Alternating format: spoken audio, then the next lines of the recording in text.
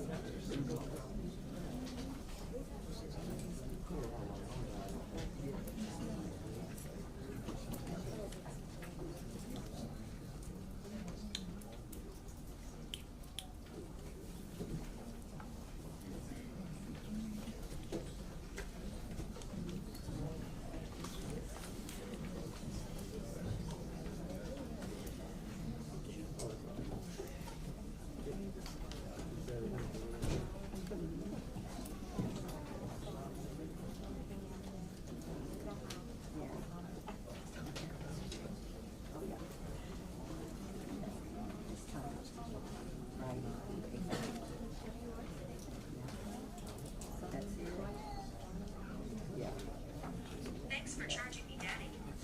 Whoa.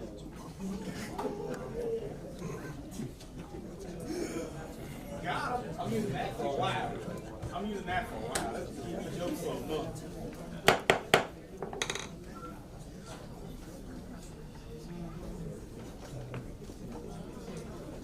Bring it to this, yeah.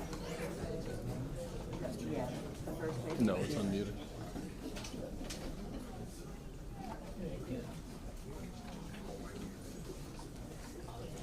Well, each of these was getting an award tonight, so that's what they all.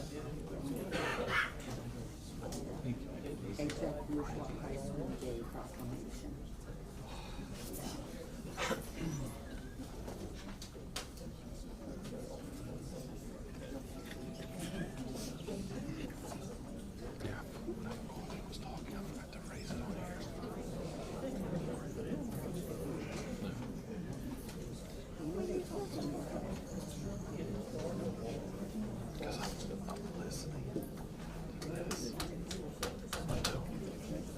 Yeah.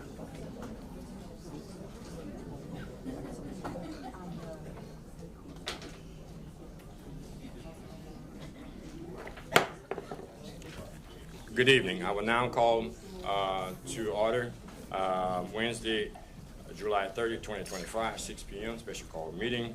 We will have the invocation and pledge of allegiance led by Councilman John Amity.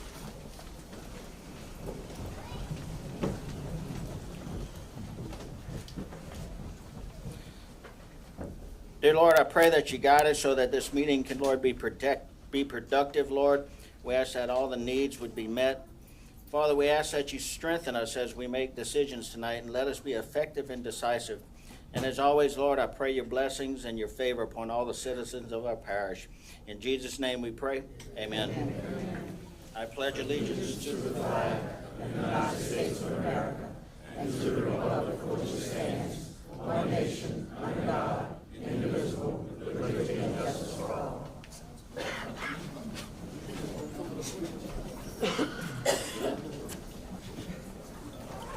Mr. Hampton, could we have Miss Smith? May we have roll call, please? Yes, sir. Mr. Hardy. Here. Mr. Voisin. Mr. Amity. Here. Mr. Champagne. Here. Mr. Hamner. Here. Mr. Babin. Ms. Chauvin. Mr. Trusclair. Mr. Pleasure. Mr. Chairman, you have a quorum present. Thank you, ma'am. Order of business. A public hearing to discuss the ordinance to particularly rescind ordinance 9075 for errors on 2 millages levied on 2025 tax roll on all properties subject to taxation by Terrebonne Parish consolidated government. First call public. Second call public. Third and final call public. Motion to close by Mr. Babin, second by Mr. Pleasure. Any more discussion? Members, vote your machine.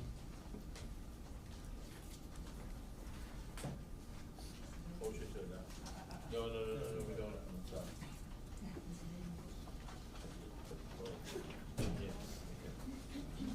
Motion passes 8-0. Item B, a public hearing to discuss an ordinance to adopt millage rates for tax year 2025 with no roll forward. First call, public. Second call, public. Third and final call, public. Motion closed by Mr. Babin. Second by Mr. Amady. Any more discussion? Members, vote your machine.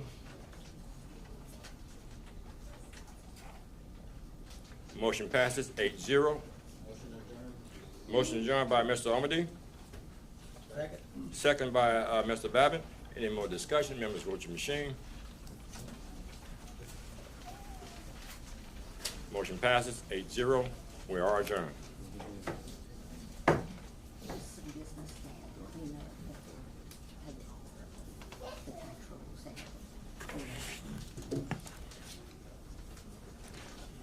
Parish Council, Terrebonne Parish Consolidated Government.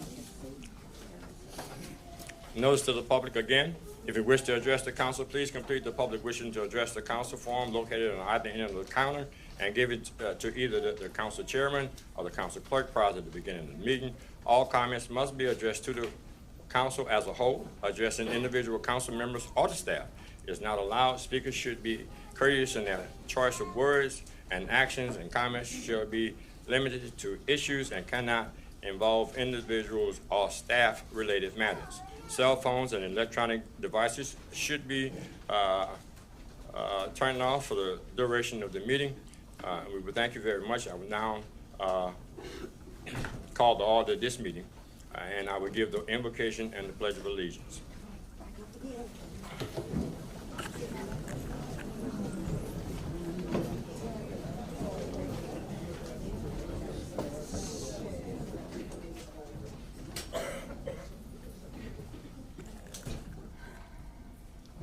Heavenly Father, there comes a time, O God, then we meet a crossroad. Oh God, that's when we called on your Holy Spirit to convict, convince, and be productive within the lives of your people. And because of that, oh God, we recognize your darling son, Jesus. And for you, oh God, let your will be done in this meeting. And whatever is said and done may be done decently in order. In your darling son, Jesus' name, amen. Amen.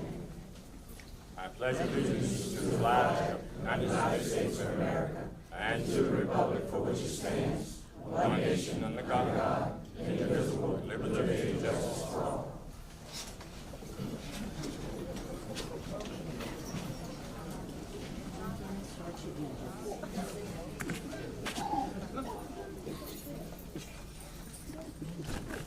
Ms. Smith, could you give us a roll call, please?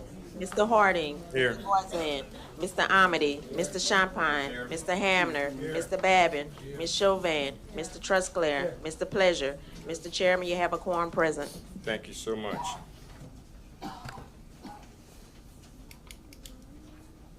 Approved minutes of the regular council session held on June 25th, 2025. Moved by Mr. Babin. Second by Mr. Amady. Any discussion? Members, vote your machine. Motion passes 8-0. We have distributed the minutes of the regular council session held on July 16, 2025. We also distributed minutes of the special session condemnation hearing on June 15, 2025. Next, we have the approval of the accounts payable bills list for 7/21/25 and 7/28/2025. Moved by Mr. Pleasure, second by Mr. Babin. Any more discussion? Members, vote your machine. Motion passed 8-0. Approved manual checklist, June 2025. Moved by Mr. Babin, Mr. Pleasure, second by Mr. Babin. Any more discussion? Members, vote your machine. Motion passed 8-0. General business 1A. Proclamation proclaiming August 2nd, 2025 as H.L. Bourgeois High School Day in Homer, Terrebonne. Mr. Pleasure. Thank you, Mr. Chair. I have a proclamation here recognizing H.L. Bourgeois High School on their pride. It's a matter of pride belief, I guess you would call it. I'm not an H.L. Bourgeois graduate. However, I can respect the matter of pride. And here I have proclamation. It reads as follows. Whereas since 1973, H.L. Bourgeois High School has in many ways provided the opportunities and the education needed for many of its graduates to achieve and excel. And whereas remaining true to their school's motto, it's a matter of pride, many alumni who attended H.L. Bourgeois High School have maintained a strong sense of school pride and have promoted many of the efforts and achievements of the school. And whereas alumni of H.L. Bourgeois High School wish to reconnect with fellow graduates and celebrate their alma mater. And whereas an inaugural alumni picnic will be held on Saturday, August 12th, 2025 to celebrate H.L. Bourgeois High School's graduates.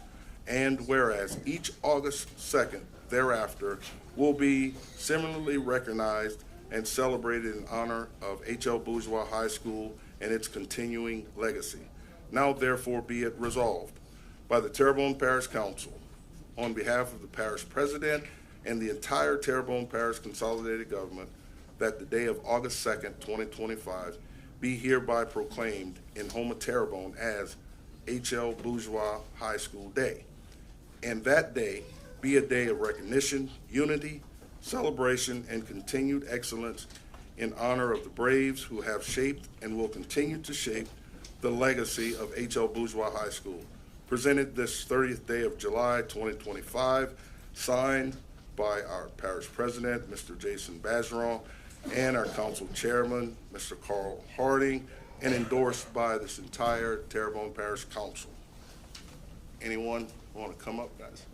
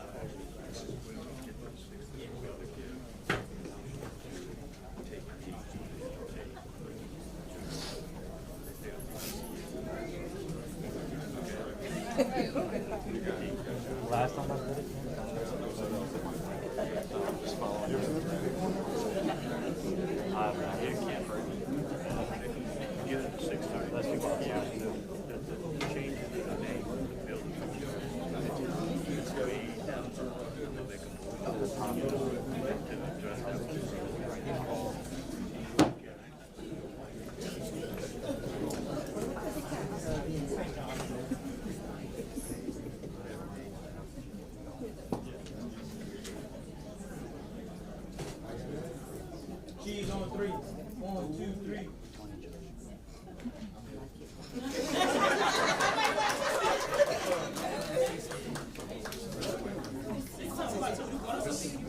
Say a few words.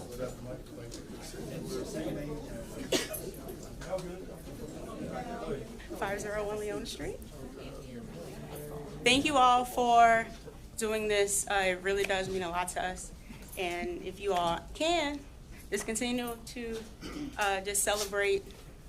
It's a matter of pride with H.L. Bourgeois High School, so we thank you. Excuse me. Excuse me, Ms. Catrice? Yeah, and not only that, I was actually busy here. You should state your name and address for the record, please. Fatise Ezel, 401 Leona Street, Houma, Louisiana, 70363. Okay, Mr. Amady. Thank you, Mr. Chair. So I'm an 81 graduate of H.L. Bourgeois. I live so close to the school right now that I can hear, and I got to stand up, listen to the announcements, behave myself because I live on Red Place right by the school. And I thank you guys for your commitment and doing what you do to recognize the school. It's been, when I was in school, as many of the people in this audience, we didn't have air conditioning. When HL got built, it had air conditioning. And that was the first school I went to. Before that, we'd fight to see who could sit in front of the fan. But it's been a beautiful school that's put out a lot of great names and people that are out in the community doing things everywhere from athletes to scholars. And I just commend the school on all these years of public service to our area. You know, a lot of people look at teachers and they don't see the complete value, but teachers are public servants as well. You know, they give a life to these young ones to steer them in the way that they should go. And I wasn't a terrible kid, but I mean, I did get in trouble once or twice and caught the paddle, but you know, that's just kids being kids. But you can see, you know, if you look around, the teachers really have an effect in steering our people. So those schools are necessary. All schools, you know, our public schools as well as our private parochial schools. So again, thank you all for your commitment in doing what you're doing. And I guess I'll be seeing y'all at the picnic. That's right. Let's come on down. I also want to make sure that I recognize we have, yes, you, Miss Kasana Moses back here. She is currently the principal at H.L. Bourgeois High School. Thank you, guys. Thank you.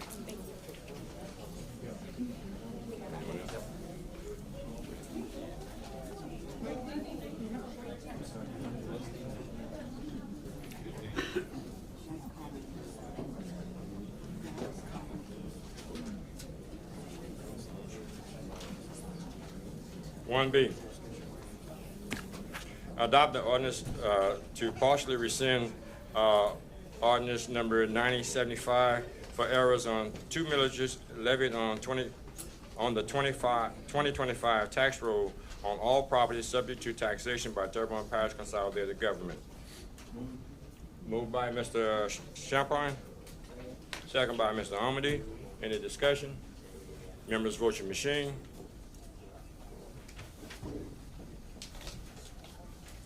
Motion passed 9-0. C, adopted ordinance to adopt millages rate for tax year 2025 with no roll forward provisions. Moved by Mr. Champagne, second by Mr. Amity. Any discussion? Members, vote your machine.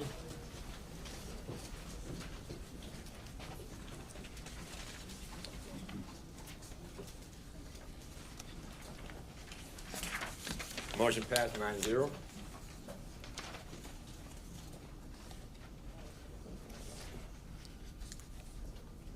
Pardon me for a moment.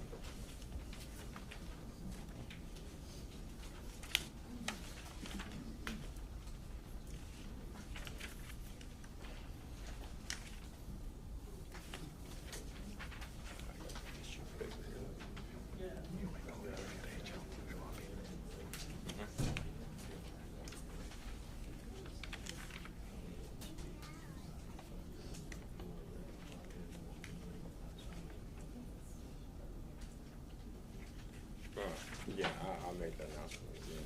We'll get an opportunity to do so.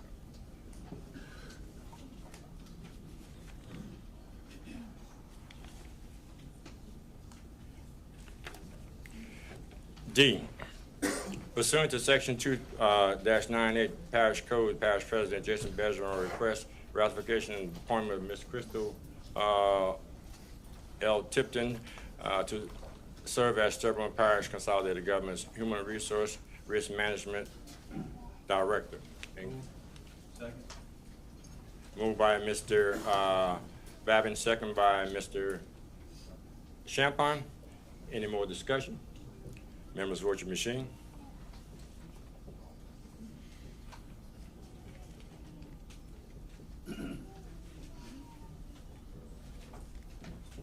Motion passed.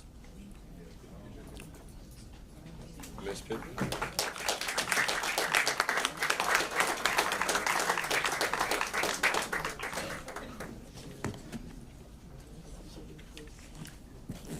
I do want to thank our administration and parish council for giving me the honor to serve as the new HR Risk Management Director. The opportunity is more than just professional, it is personal. I do care about the parish and our employees today, but thank y'all for believing in me today.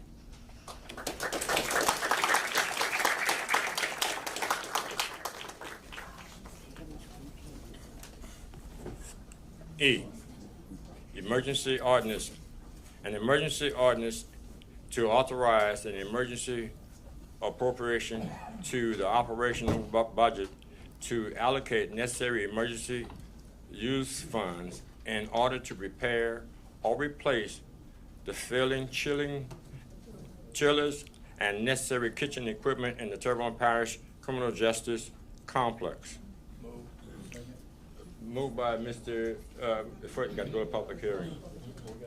Yeah. First call, public. Second call, public. Third and final call, public.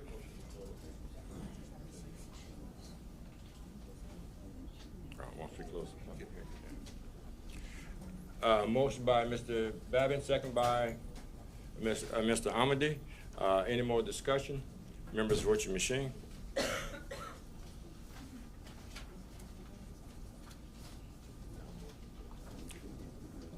Motion passes 9-0. Yeah. Motion adopted by Mr. Babin, second by Mr. Pleasure. Any discussion?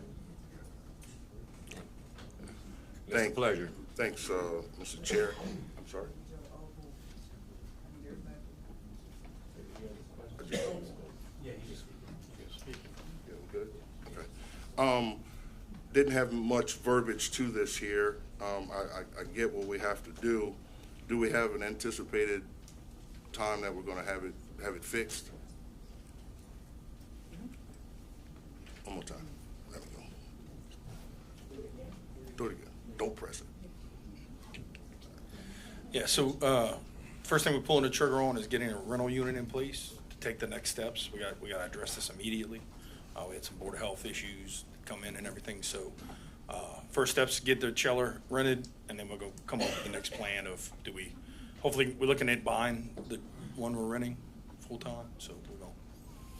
All right, well, yeah, I'll follow up with you on that. I want to talk to you guys about some stuff with that, but yeah, just as soon as possible, we want to get that done. That's what we do. Yeah, thanks.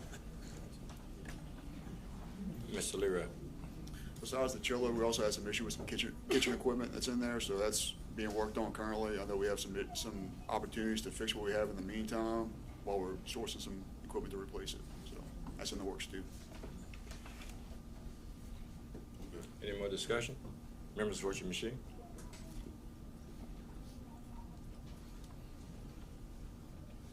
Motion passed, 9-0.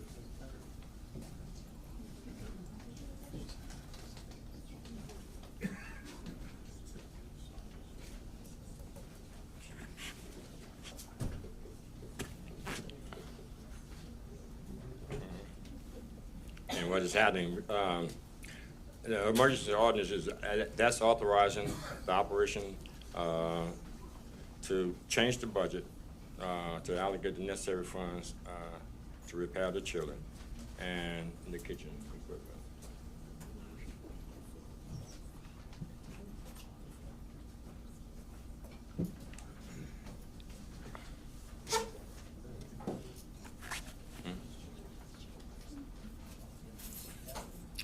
Public wishing to address the council, Mr. Michael Bernard, a Homer resident wishes to address the council regarding adding excessive weight ordinances no wake, 5 mile per hour, as per Water Patrol. State your name and address, sir. 154. My name is Michael Reno. I live at 4154 Country Drive in Berg, Louisiana. I spoke here a couple months ago about the no wake ordinance, trying to get Water Patrol to give tickets. I had said last time that Water Patrol gave out 0 tickets. Well, now I have proof. Through the DA's office, Ms. Pearl got me the information. They gave out 3 tickets, 1 in 2023 and 2 in 2024. Mr. Steve Trusclair and myself and Ms. Kim have been trying to get Sheriff Tim Saunier and Water Patrol to give out tickets. They will not give tickets. They make every excuse, and I'm trying not to go in the weeds, trust me. I don't know what else to do. But in the meantime, the Water Patrol asked me if they could get excessive wake. Excessive wake means boats that are doing under 5 miles an hour, that are basically not on a plane, but they're doing this down the bayou, creating a 5-foot wake. This is what they asked for. I'm trying not to give them any excuses not to give tickets, but I'm gonna try to make this as short as possible without getting in the weeds, because I've been working on this for about 5 years. And it's really frustrating when Mr. Tim Saunier's Water Patrol will not give out a ticket. We've had boat crashes, people are speeding in the bayous daily, and they still cannot give out 1 ticket. Well, we don't see them. We were down there. They've been noting that they're down there, but they don't see 1 boat since the beginning of the year speeding in any of the bayous, when they say they have several hot spots in my area, hot spots in Ms. Kim's area, and still no tickets. So what is going on? They want excessive wake. Can y'all please give me excessive wake so that we could cut the excuses out and then finally get something done? Because they say the 5 mile an hour no wake zone is not enforceable.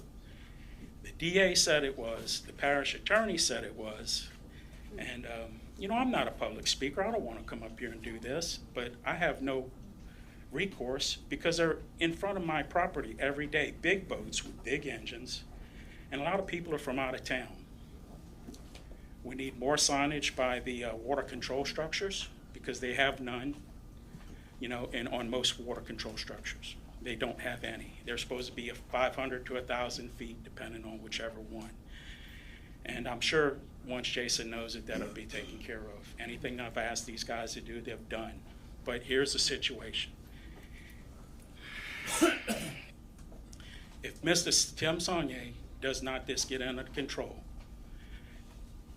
I'm going to produce a recall, and we're going to get him out because this is unacceptable. Somebody's going to die. We've had boat crashes already.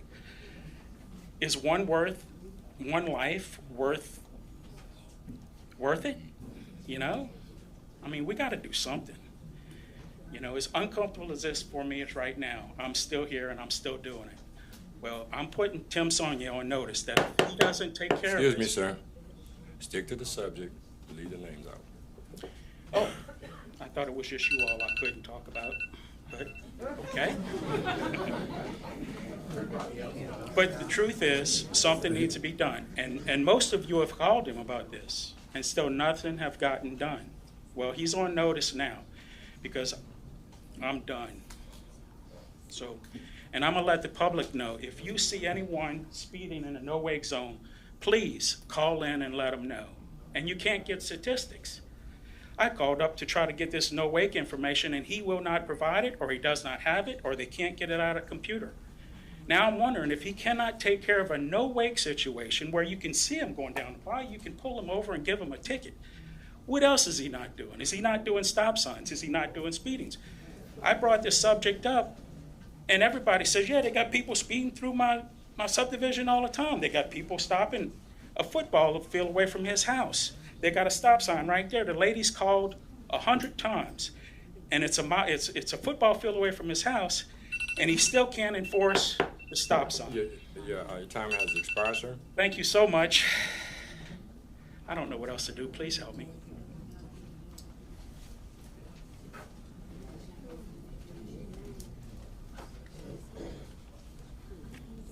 speaker cards.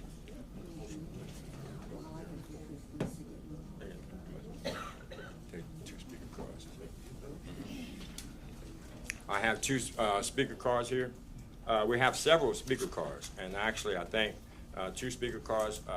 One is in reference to drainage, and the other one is in reference to RV. Now we're gonna do the speaker cards, and then we go to the 6:30 public hearing. And the 6:30 public hearing, I have a number of cards, the speaker cards, that we can hold up until item B, because most of these speaker cards are with item B. So just be patient. We can get these 2 out of the way. Okay. Actually, I expired myself. The RV, yes. So we just have the drainage, which Mr. I think it's Dwayne Girard or Givens. State your name and address, sir. It's pronounced Guerin. Good effort. My name is Dwayne Guerin. I live at 509 Muir Street here in Homer, Louisiana. I'm here on the behalf of a lot of my neighbors in Broadmoor subdivision. We have been suffering with drainage problems since the early 80s when Mr. Ray Boudreaux was in. And we have not gotten any help whatsoever, except for getting the grass cut once in a while. We've had promises made that we would get a pump, we get this, we get that, and we ain't got nothing done. We got to stand out in the street sometimes, like this past week, which I sent Mr. Wazan the pictures to stop cars from slow them down so the water wouldn't run in a lot of people's houses. This is an ongoing event that has taken place for many years. These people have been paying taxes since 1957, and they're getting treated like a red-headed stepchild. I'm here to complain to the council. What do we have to do to get this problem connected? You know, finish. We can get up.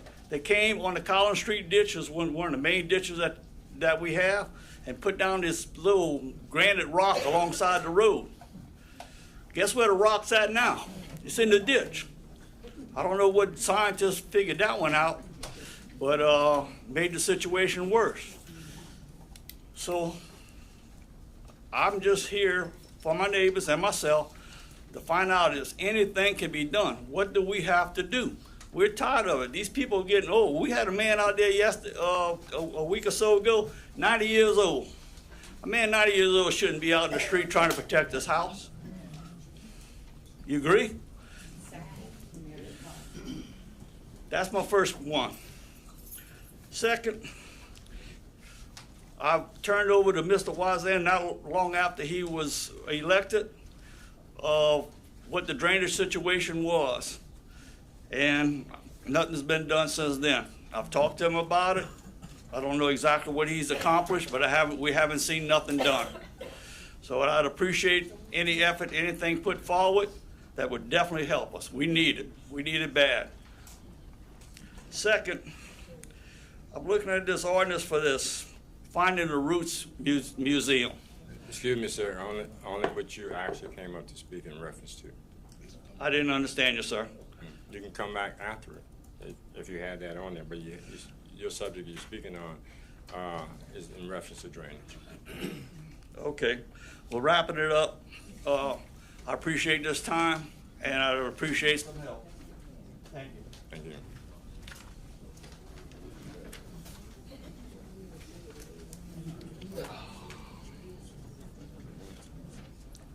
Mr. Wazan.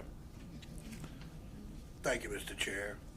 Thank you for coming, sir. I appreciate it. Obviously, you and I have been in communication. I've shared with you that I've shared these things with the Public Works Director and the Drainage Department. There are some things that the administration's got in the works in reference to this. I know you've heard it before. But that's the information that I've shared with you before, and I just want to do it publicly, being you came here today, and I really appreciate you coming. Thank you. Mr. Bedroom.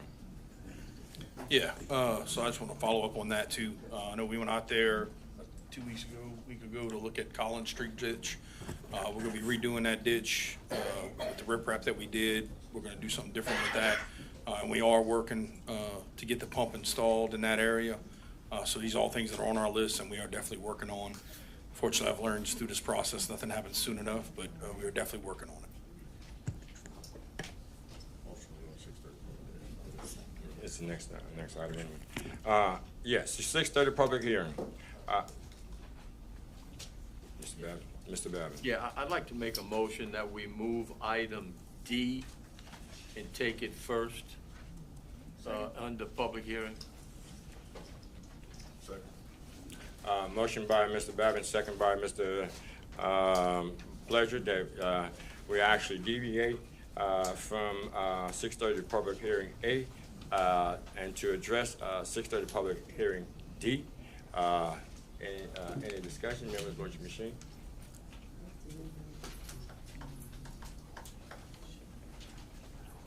Motion passes 9-0.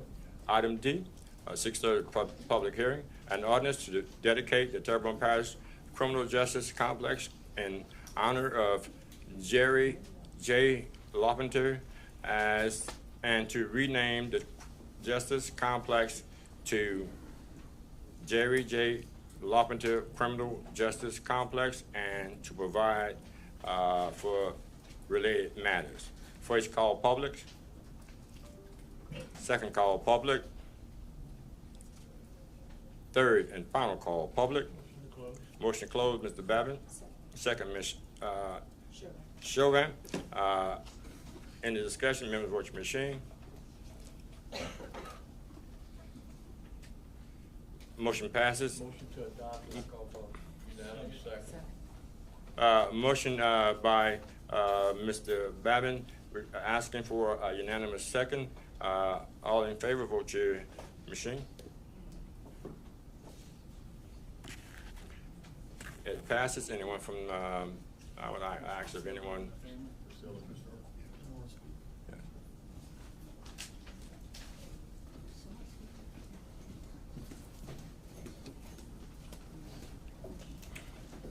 Good evening. Priscilla Larpenter, 135 West Allendale Estate Drive.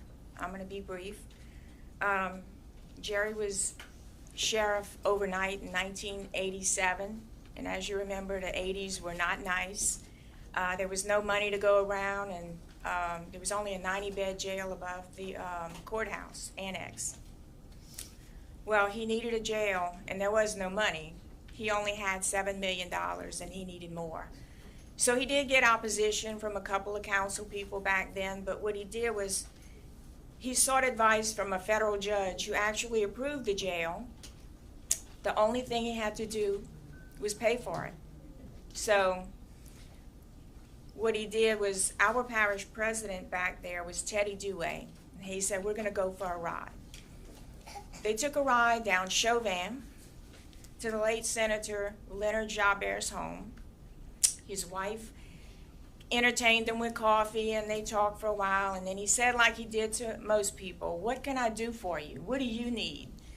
And he said, well, I need a jail.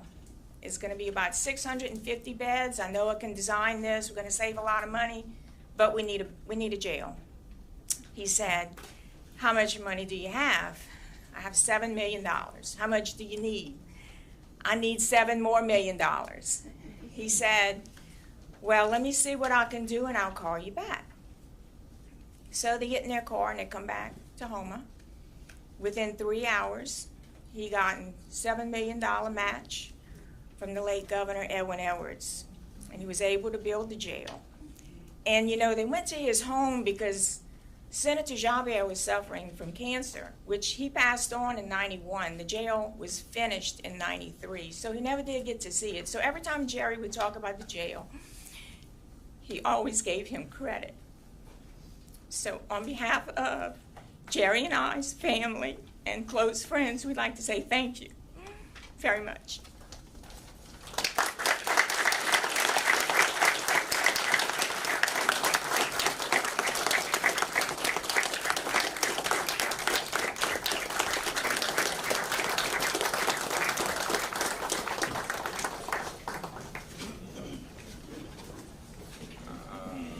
Amity.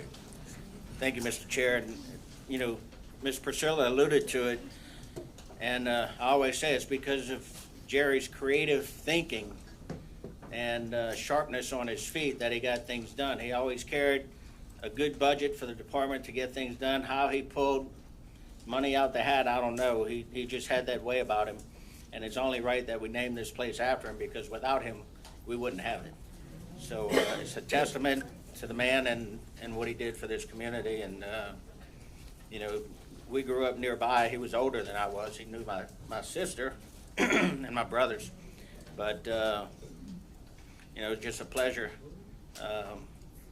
having known him. And, you know, even when I was acting up, he would always set me straight. So, but, you know, for the family, you know, it's an exciting day to know that his legacy lives on.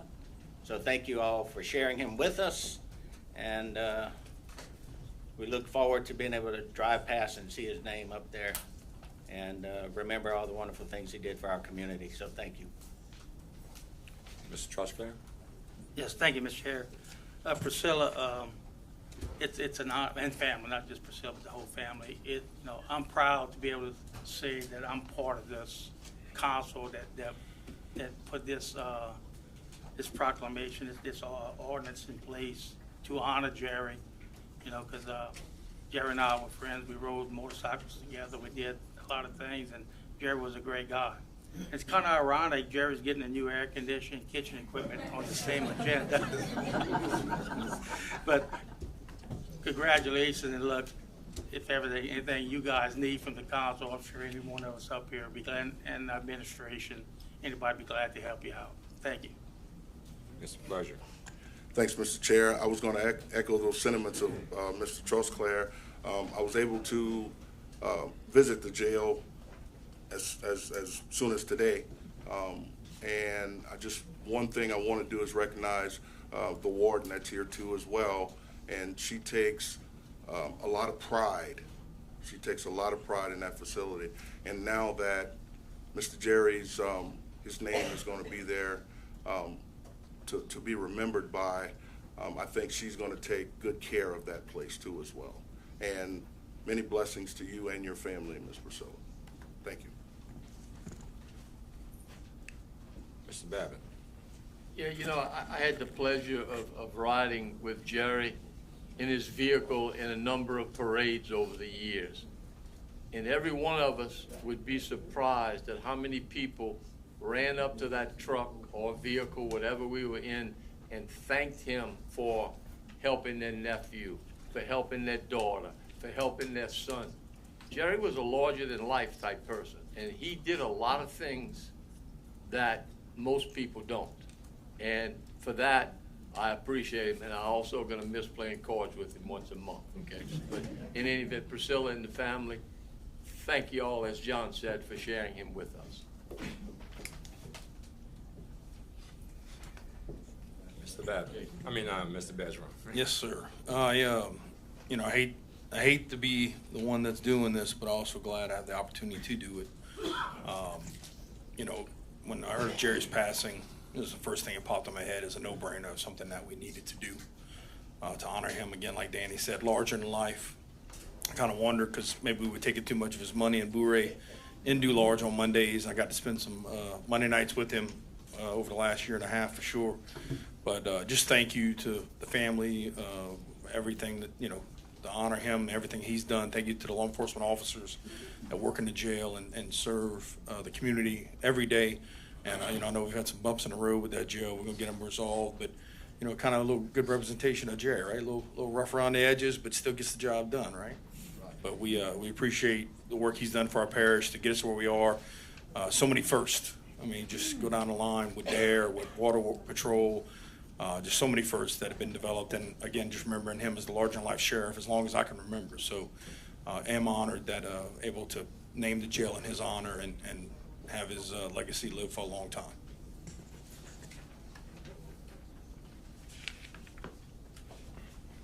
Chair entertain a motion to go back in regular order.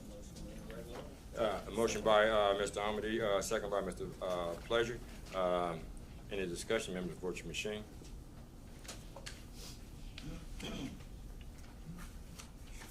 Motion passed 9-0.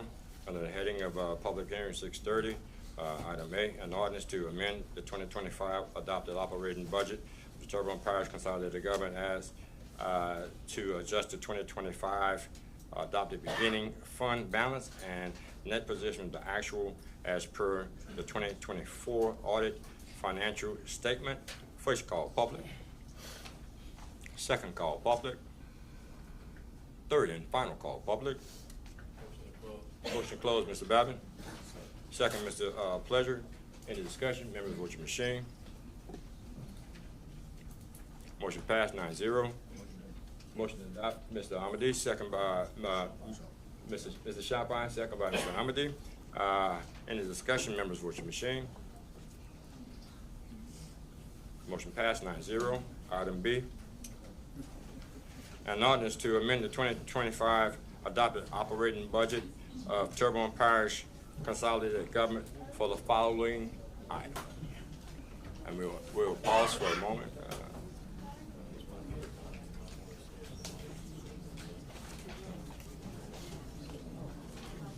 Yeah, they can actually come to the public hearing.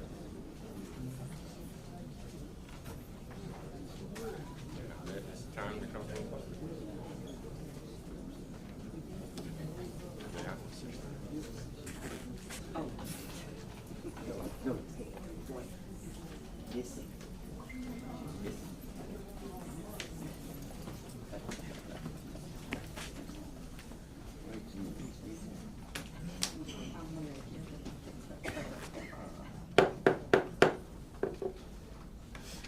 We'll make this announcement again.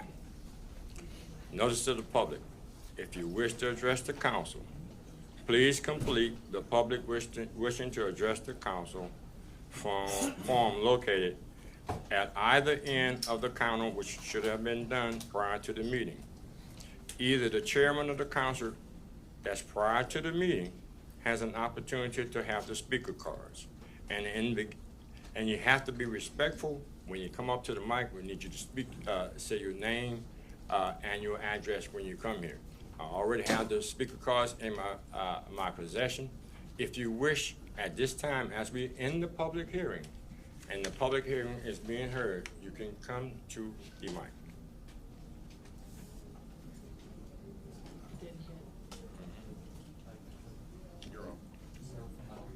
I'm on now. Yeah, just to clarify for everybody, since we're in public hearing, even the people that haven't filled out speaker cards can walk up to the mic and speak. Right. Okay, perfect. Exactly. I just was clarifying. Thank you. Right, and we really was handling the courteous part because in the past, we have been in the situations we extended ourselves. Certainly. And we don't want to extend ourselves, and we want everyone to be respectful with the subject that they are actually speaking upon. Other than that, we have officers in the building.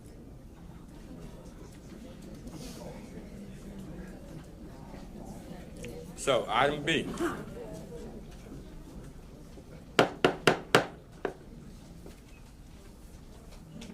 Item B, an ordinance to amend the 2025 adopted operating budget of the Terrebonne Parish Consolidated Government for the following item.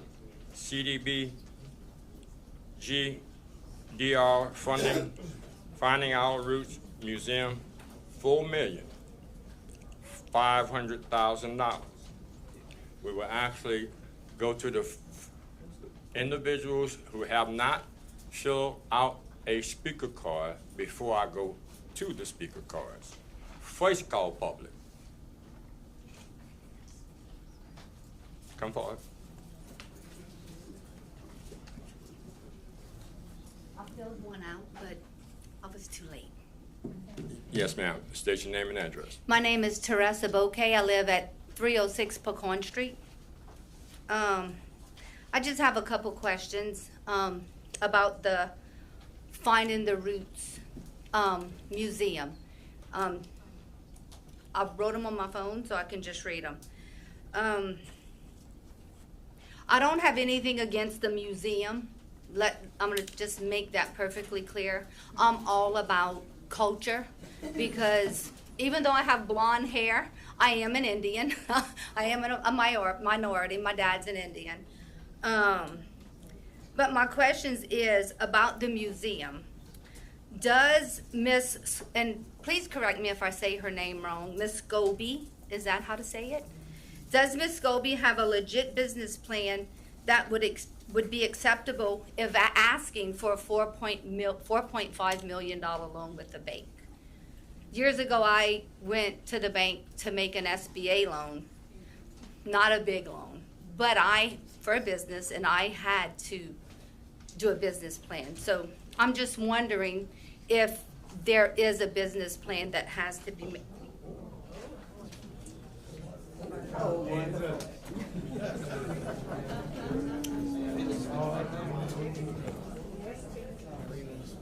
I can talk now.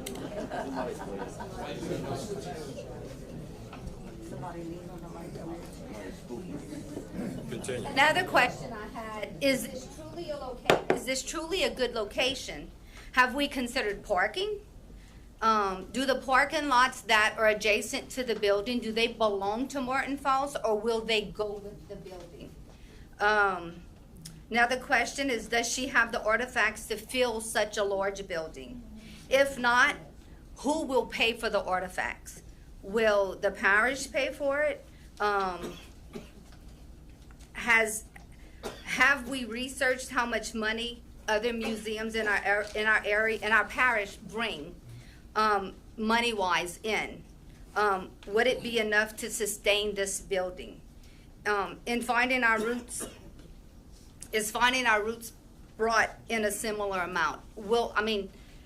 These are just my questions. Will it be a business that can sustain itself, or are we gonna have to be concerned, is this museum gonna have to keep coming back to the parish for money? Will this museum be able to pay this $4.5 million back if needed? So that's just my concerns. And how about the taxpayers? Are we gonna be responsible for this? I'm good with it. Why can't it just be a museum for our culture? The culture in Terrebonne Parish. I think that, So that's it. That's all I have. Thank you. You're welcome. Second call, public.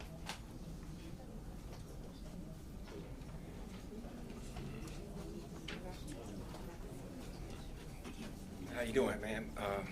My name is Clarence Burdan. I'm also Indian. Address too, sir. 6221 Eastover Drive, New Orleans, Louisiana. And I think, like I say, I commend Miss Margie, man. She actually enlightened me and brought history. I think it's beyond. I don't think you can put a price on what she bringing to the culture and the knowledge that she gave a lot of people. Maybe I'm talking about myself. She have had me in Ashland Plantation over there in the woods where we found cemeteries that people thought wasn't there. I think, like you say, man, and especially when you're dealing with a grant, you don't have to pay that back. But with her, she's a businesswoman.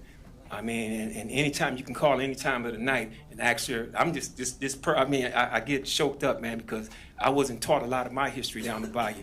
And anything that I needed to know in the last 15 to 20 years, Margie had put it together for me to tell my kids, and where I came from and the history of my culture. So, like you say, man, it's just something, it's needed, because in school, we don't talk about Black history.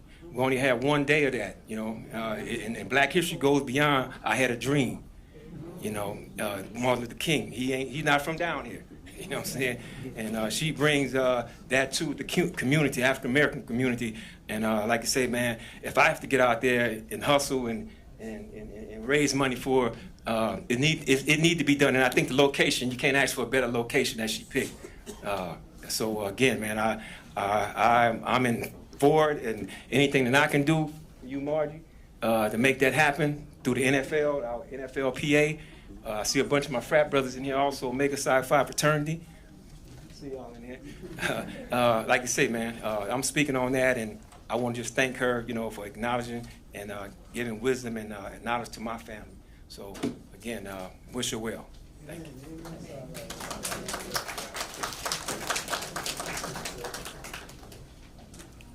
Name and address. Good afternoon. My name is Carlos Crockett. I live at 3031 Springfield Drive here in Houma. I would like to say this is a defining moment for Terrebonne Parish. And you guys are going to go in the history books if this museum is built. This is something that your children will be able to speak about, that you guys had the foresight to do something that's long overdue. In this parish, one does not have to drive very far to see buildings and museums, to learn about Acadian history, to learn about the French history.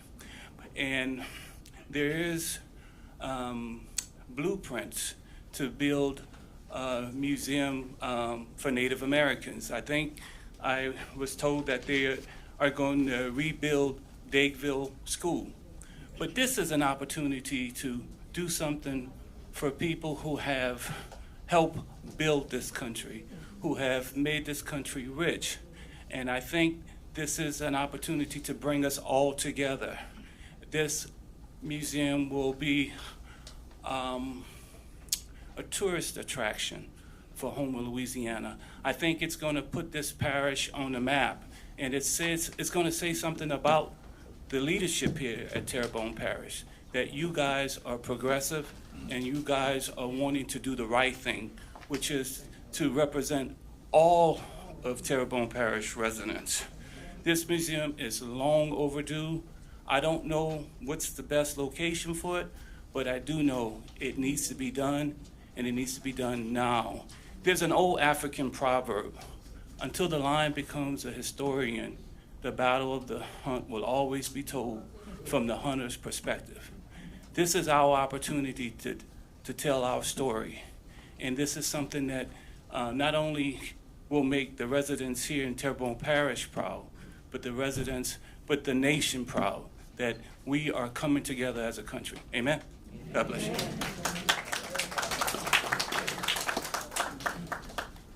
Name and address. Hi, Sandra Corbett, 243 Englewood Way. I am the president and CEO for Explore Houma. And I just want to talk to you guys about the work that I've done with Miss Margie in the past for over many, many years for tourism and what she has done for this parish. Visitors come to this parish not only for the swamp tours and the regular tours, but they come for our culture and our heritage and our history. And we have a story that needs to be told here in Terrebonne Parish, whether it's the finding of the roots, the United Home Nation. By the way, I am Indian also. But I don't know the inner workings of what the CDBG has earmarked for Miss Margie's facility, because I haven't had the pleasure of working with that. But if the money is earmarked for her, I'm in full support of it. If it can't be at the HTV building, then help her with something to find something that's more comparable, because I think it's a story that we need to tell. And honestly, at our visitor center, we do have people who come in here and look for those heritage. We have so many people that come in here trying to find a place to go find the African American heritage. We have people who come for the United Home Nations history, and we don't have that yet. And I just think we need some kind of way to explore and do it. We have a few things that's done at South Down Museum, but it's not a full story. We have helped Miss Margie with her bus. We have helped Miss Margie with her tour bus. We have helped her with plenty of opportunities to showcase what she has to offer. And Miss Margie has been sought out from quite a lot of people, not only in this parish, but other parish, in the school system and everything. So I am in support of having some kind of historical aspect in this parish for us to do. And of course for us at the tourist center to market it, because I can sell it. So, yeah.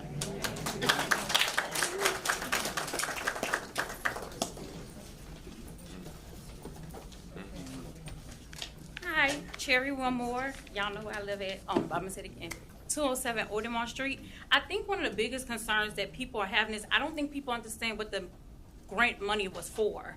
I think the article, I like Colin, but I do not think the article was well written in regard to the explanation of the grant funding. That funding has been an area of resolve for 3 years. We have had several town halls. I don't know if the people are here or aware of that in regard to what the money was for, how it could be allocated. One of the major components of the reason why we got that money was race, minority districts. It was to build resilience in minority communities and also low to moderate social economics. That was one of the dynamics in the criteria for the funding. And I think if we had maybe had that explained in the article, we may not have had the crowd that we had today. So I think there was a gap, and I don't think maybe people are not present in their government until it's too little too late. But there have been several. I know Mr. Badron went all over the parish last year, had several town halls, answered questions in regards to what was going to be allocated. This project is one of 20 projects, from my understanding, that made the cut. Is it higher than that? Huh? 29 projects. I just am very concerned as to why this project is the one being pointed out. And it seems very intentional in that it had an article about it when there's 28 other projects. And so if we're going to question funding, I think one, we need to be educated on what the funding is allocated for, the eligibility, the criteria. And then two, also be very objective in your questioning and question every project that is affiliated with that grant funding. So I know, and I'm black, by the way, if you didn't know. No Native American. And it's not just because it's a Finding Our Roots Museum. If you are not aware, the Finding Our Roots Museum already existed in our parish. It was on School Street? Yes. Roussel. Roussel. Y'all know I know my streets. I just know how to get there. I'm not the driver.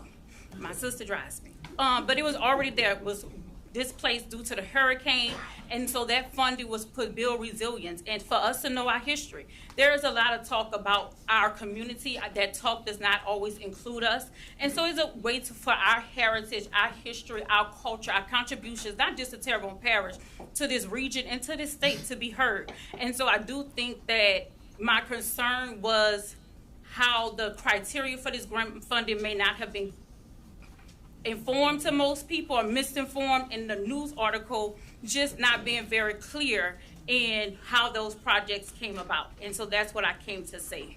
So I do believe before we question things, we need to educate ourselves fully before we question them. And y'all know I came to questioning many times before. Thank you.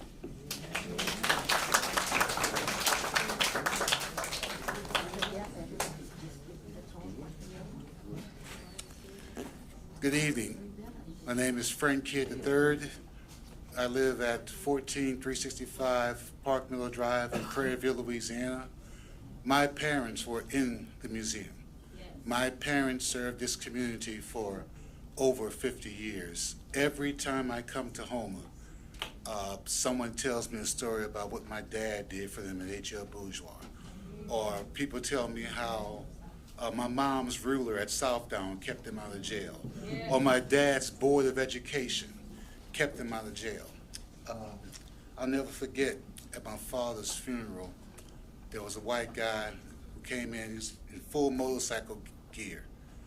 And he walked up and just looked at my father and did the Hail Mary and walked out. Didn't say a word to anybody. But I knew that my dad had a profound impact on that man. And I don't know how far that man came to pay his respects, but he did. I'm a retired federal employee, and I'm about to enter my 5th year of teaching high school computer science and cybersecurity. I helped start the computer science program at Terrebonne Parish, and I taught computer science at Ellender 4 years ago. And I can tell you, as a high school teacher, black kids who are totally disconnected from their history, heritage, and culture are lost, okay? when I see, to me, black kids who, especially I have my experience with high school kids who come to school and cut up and don't do their work, to me, they're disrespecting the people who sacrificed, who bled and sweated so that they could have an opportunity to take computer science at Ellington or H.L. Bourgeois or Woodlawn High School, where I teach currently. So this museum provides an opportunity to connect the past to the present and the future. Ever since my parents died, there have been discussions about having something dedicated to those African-American educators like my parents, Mr. and Mrs. Moss, Mr. Pitts, Mr. Dillard, Mr. Ashton, Mr. Miller, for whom VOTEC is named. And there could be a wing in this museum dedicated to that. And if that happens, then we could also have instruction. When my father passed away, I really enjoyed talking about him teaching chemistry at Southdown, him teaching chemistry in the 60s to the descendants of people that were slaves 100 years prior on the same land where they were slaves. So if this museum happens, then I could have an opportunity to teach Python programming to the great-grandchildren of the people that my dad taught chemistry to in the 60s. And I would like to submit this to the council. This is the obituary that appeared on the front page of the Houma Courier on July 6, 2013. It's not every day that a black man gets on the front page of the Houma Courier, the Sunday edition, and it's something positive. The next time I saw a black man on the front page, it was about a big drug bust in Dularge with connections to the Mexican cartel. And the picture associated with it is a Plymouth Rock food bank that was his pride and joy. So my dad went into the hospital for the final time on June 5th, 2013. Sorry, on June 7th, 2013.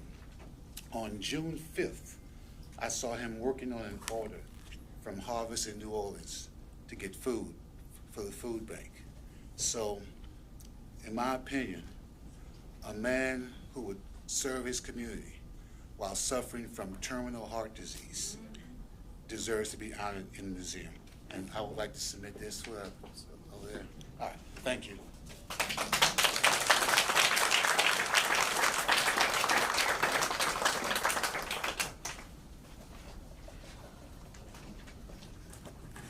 My name is Wendell Shelby Wallace. I'm a resident at 7538 Main Street in Houma, Louisiana.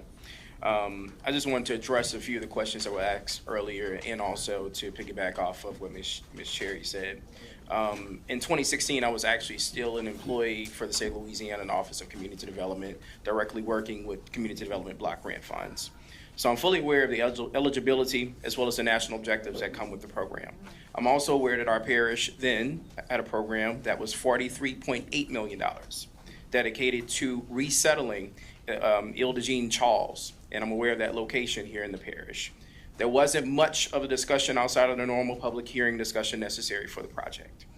I find it very peculiar that this project, which is only $4.5 million of a much larger sum of money, is up for discussion again, and it's of the 29 projects as mentioned earlier is yet being discussed again. It's necessary. It's a necessity for our parish to have a place like this. I've traveled around this country, I've traveled around this world, and I've sat in places in which I've seen museums, and not black cities, very white cities, if I'm being very direct about it, that have had places like this. And it's instrumental not just for what's here at present, but it's instrumental for what's coming forward in our future. Our children deserve to know the history. They deserve to know our roots. You know, many of us are, have Native American blood. Many of us have European blood. I'm proud to be black.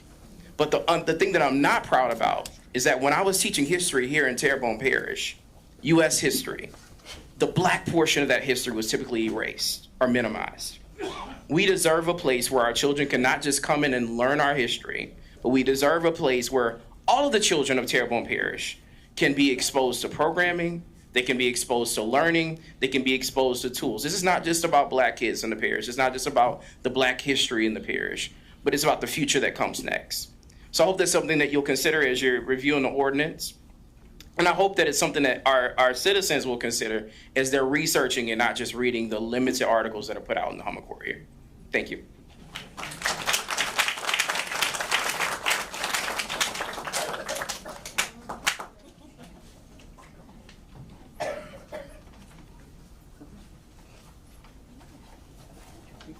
Monica Stock, 343 Sugarfield Drive, Thibodaux, Louisiana. I'm a very simple person. I don't understand all of these workings. I do know Margie Scobie. I've worked with her for 9 years. We started out with some simple things, and we have remained friends.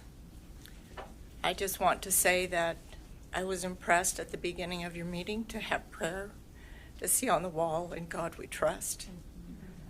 I know Margie trusts God, and that she works hard to do what she feels led to do. And I'm not black, I'm not Indian, and I don't care. I am so tired of that. Please. I take my children there, my grandchildren. I would deal with Margie, and we have helped in our church, not because she's black, not because we feel we need to, but because we should love each other. Thank you.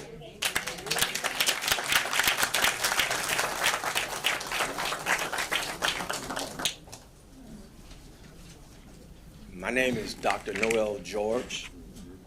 I live at 152 Joshua Reed, South Ellendale Estate. I wasn't going to come up at first, but I was led to come up. I grew up on 1014 Good Street, not too far from here. In 1964, my oldest sister was asked to attend St. Francis. You go back to 1964, it was still segregation. She was the first African American to attend that school. The next year I attended. When I walked out my house, I can go and look to my right, go down to South Side. That's where my mom taught. And that was all black. I had to go past, walking past Homer Elementary, which was all white. The person who would cross us the street from there to go to St. Francis, he didn't want to cross us because of the color of our skin. Going to St. Francis, I can tell you, I had many days I had to fight just to attend school. This is in 1965. I'm here today to let you know that, you know what, as for the African American Museum, I know what I used to do, and I still do this. I take my grandsons and I show them the places where it was segregated. I would go to South Side, I would bring them there because it's still partially there. I would bring them to Homer Elementary to let them see. I graduated from St. Francis, also went to Vanderbilt, but I graduated from H.L. Bourgeois because we lived right across the street from H.L. Bourgeois. This is my mother, 92, going on 92 years old. Educator.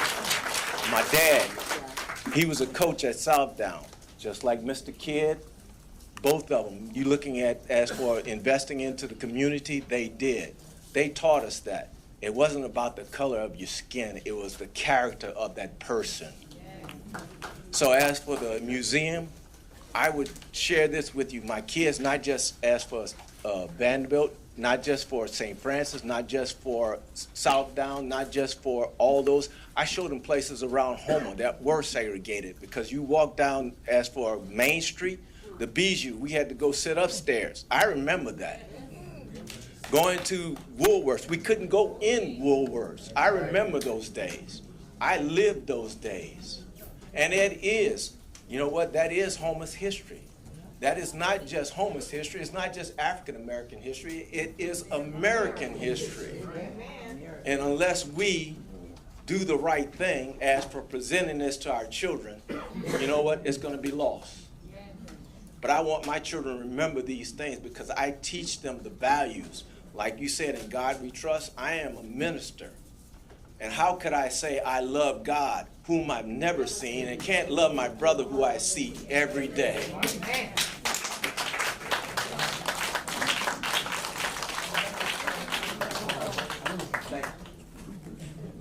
Second call, public.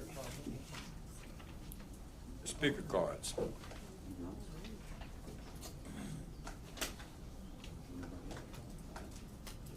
Are you without a speaker card? Okay.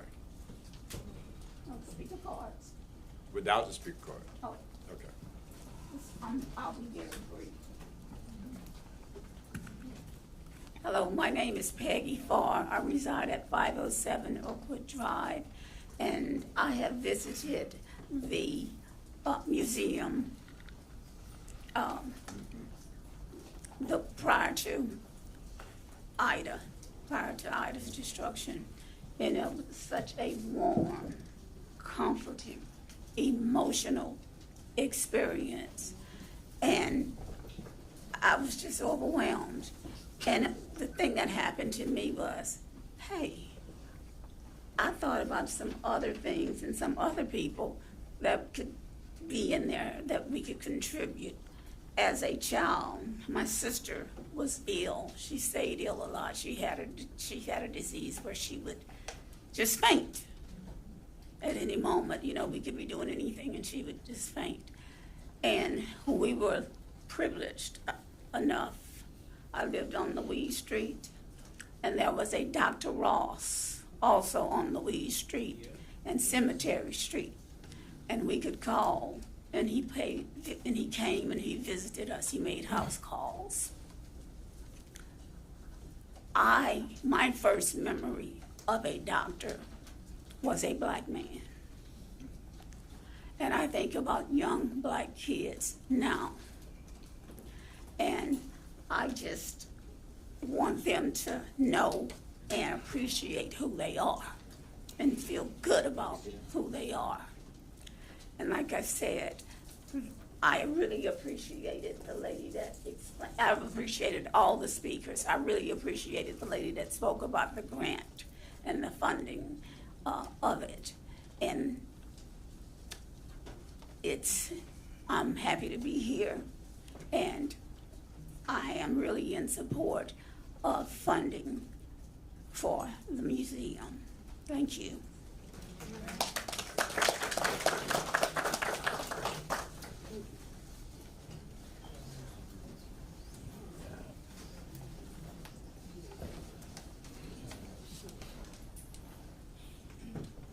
I'm a card, so I'm waiting on that. We will now go to the speaker cards. Non-card. A non-card?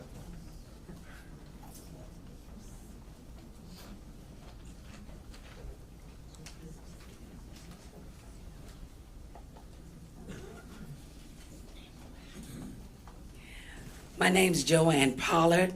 I reside at 116 Port Royal Way, Homer, Louisiana. I think one of the things that is in question, this building is too large, or this building is this, or they don't need all of that.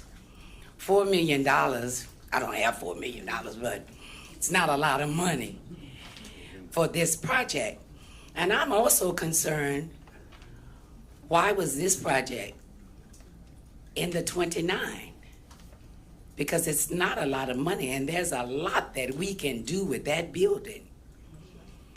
There's things that we can put in there for our children. There are things that I was born and raised here that I did not know about my history nor culture. The African American Museum was already in existence. So what is the problem that we cannot be funded for our children and our future? And once again, I totally agree. It's not Black history, it's American history. Thank you.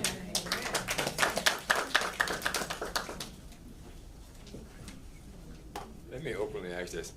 Are there any more non-card speakers?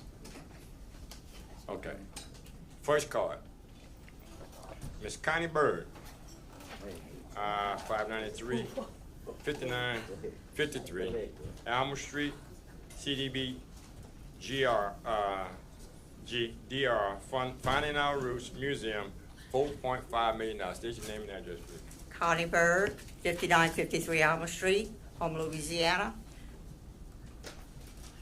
Good evening, guys. First and foremost, I would like to say that I attend every council meeting and all subcommittee meetings. The lack of transparency on the reapplication of the grant money is alarming. The central issue is the parish assuming financial responsibility for a building both now and in the future that currently has no revenue source. If the parish acquires this property, it will be accountable for all maintenance associated with a 23,000 square foot building. At present, there is no compelling reason for the parish to undertake the financial burden of building of this scale, particularly in the absence of business plan with no anticipated revenue. It is important to question why taxpayers should be expected to support this project, especially when other more promising initiatives in Terrebonne Parish deserve attention.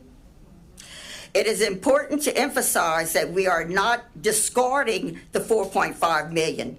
Instead, these funds will be returned to the original fund and may be reapplied to the future, just as with previously denied $7 million. The funds can be reallocated to existing projects that already are approved on the list. Ms. Scobie will still retain her $1 million to secure her museum, an appropriate property for her museum, which is the community looks forward to supporting. There are alternative buildings that are available that can meet the necessary criteria for this museum. And we welcome such an addition to our downtown area. In closing, I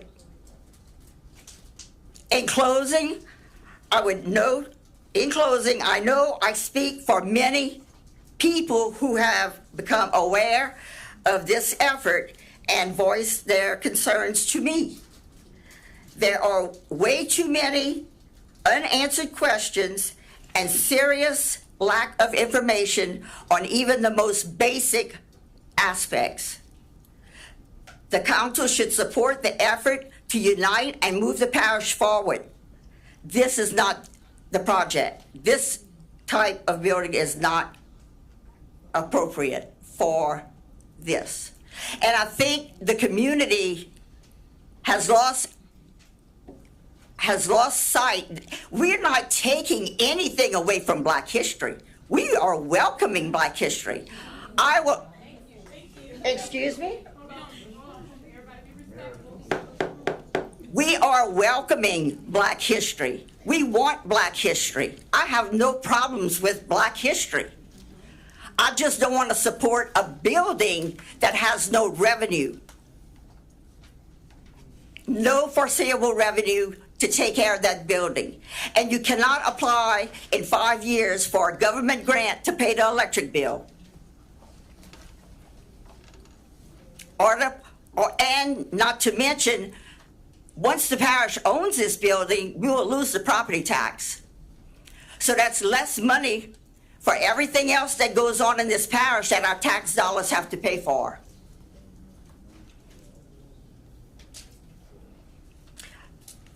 Good night.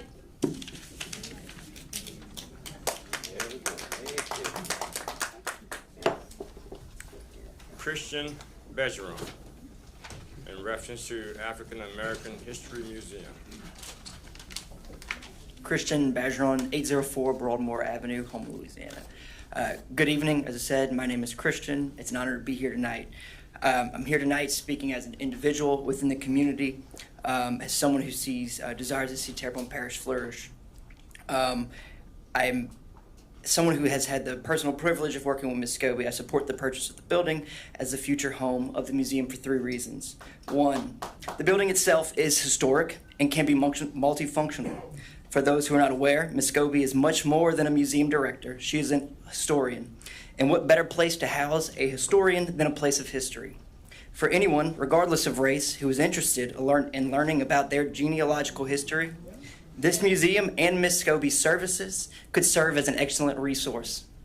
In fact, it can be used as a place of research for students from all levels of education.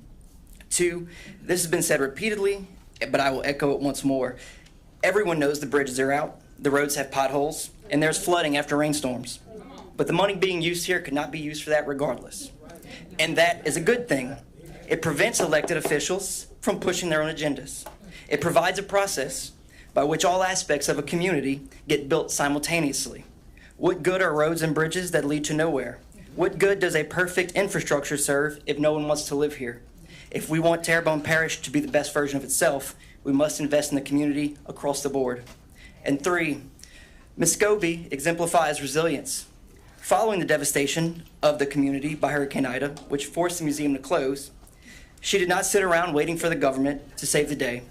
Instead, she pivoted and created the idea for a mobile museum, a museum that I recommend many of you visit if you get the chance. Stories of our resilience are what set the citizens of South Louisiana apart.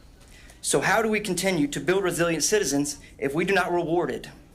The museum has patiently waited and made the best of the situation while the parish has built the parish back from Hurricane Ida. I'd say it's time that the museum, Finding Our Roots, finds its home. Thank you.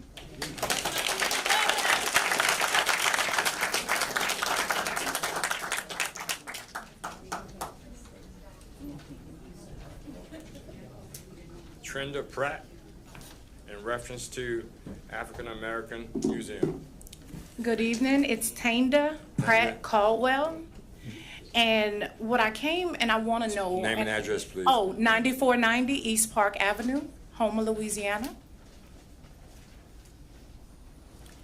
The lady came up and what she opposed was that the parish, why should the parish council take up on this responsibility? And that is also my question. This is a nonprofit organization. The grant money is there. And from what I know is that if you have an organization that has failed, then you get people to come in and handle your finances. You get them to come in and manage you because you're unable to. I want to know, where has Finding Our Roots board members, where has the organization failed to the point where the parish has to handle all of the funds and own the building? Why can't Finding Our Roots be Finding Our Roots? Why does the parish have to own it? Why cannot it stand as its own entity for Finding Our Roots and carry the responsibility of managing the funds properly and allocating them towards everything? And that is my question to you. Thank you.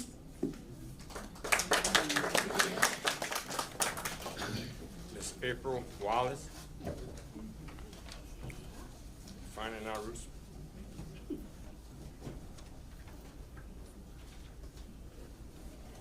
Name and address, please. My name is April Wallace. Okay.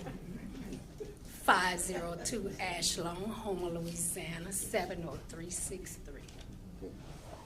I really want to touch on a few things about this here because we're talking about history.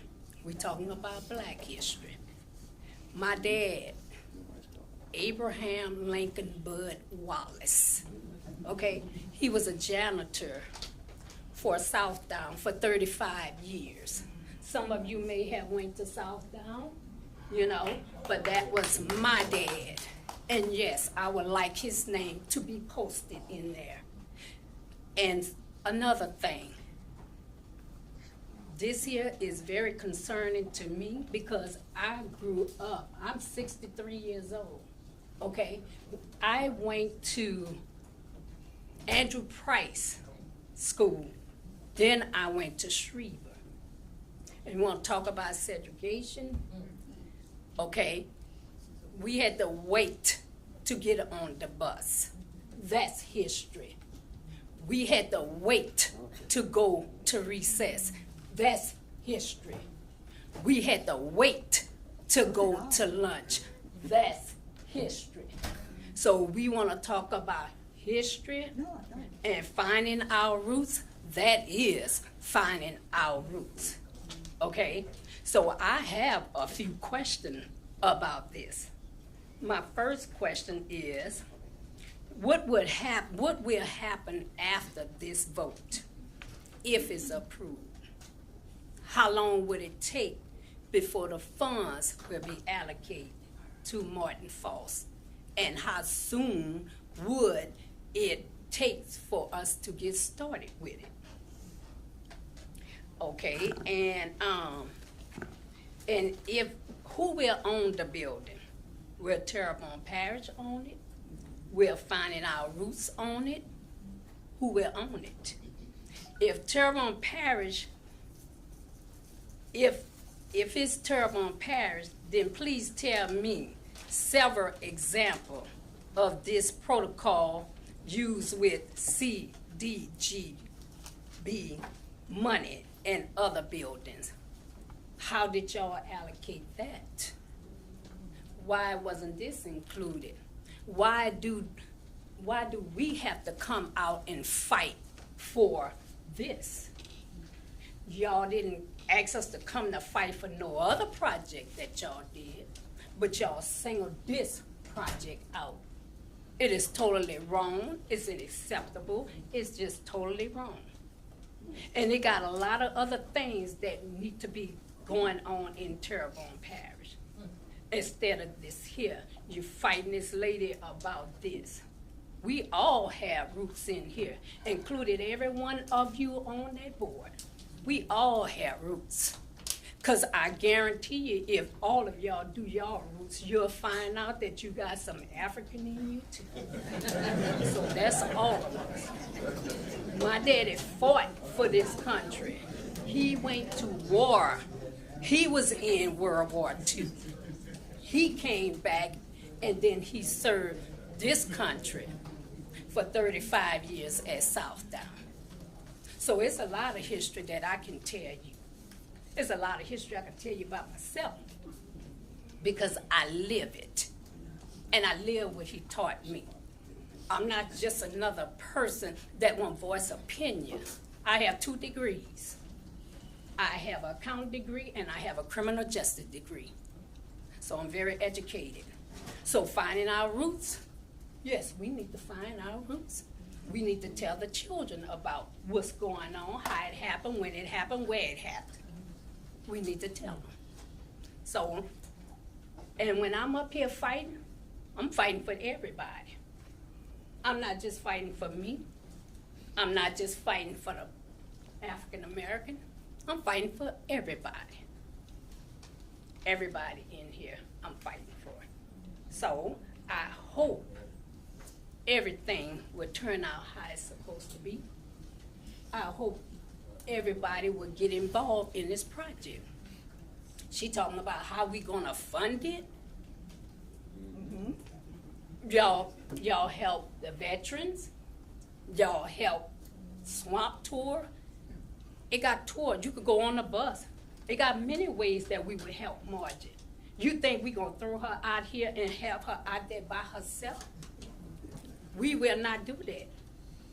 We will stand. We will stand for her, and I'll stand for anybody up in here. I don't care what color they are. Right is right and wrong is wrong. So let's do it the right way. Because always remember this, and I'll go to sit down. The Bible says you reap what you sow. So if you want to reap good, sow good. If you want to reap evil, do evil. God say he'll follow you till the fourth generation. Thank you.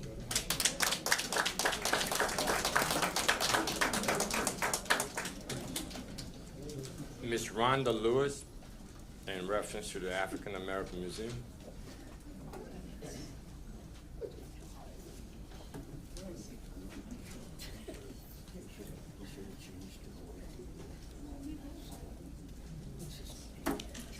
My name is Rhonda Lewis, 100 Winfield Boulevard, Houma, Louisiana.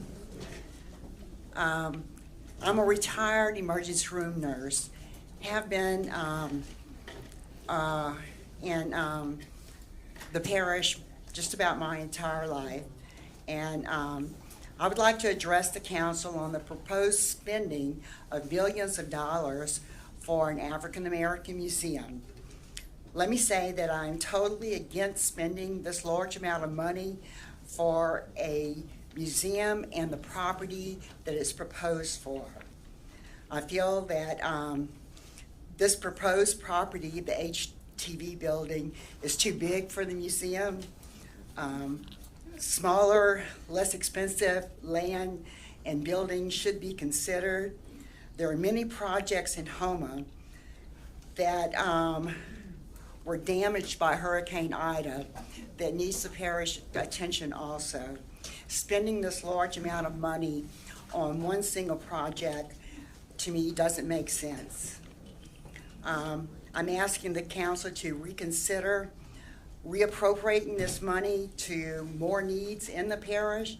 I'm asking the council to vote no to the expensive expenditure of millions of dollars for the proposed land and museum. I'm not against the museum. I think it's be fine for Terrebonne Parish. I'm just against the amount of money that it's going to cost the parish, and as much as the parish has to put into regaining this money. Thank you. Okay, next, Ms. Margie Scobie on Finding Our Roots.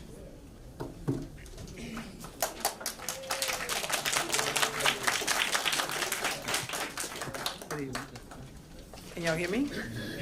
Good evening. I'm Margie Scobie, 109 Bisland Street, Houma, Louisiana. And I have to say this because it's part of me. Mimi Nisiote Ya Dai Babazantu. I am the voice of my ancestors. With that being said, I've been called here, clearly y'all know all of this, because we had to come before you guys on the grounds of finding our roots could not be accepted, I guess, against for the public or the council. We had to come before the public because of $4.5 million. Now, clearly, I read some of these projects, and one of them, for instance, someone mentioned to me about a small building on Main Street, a small house.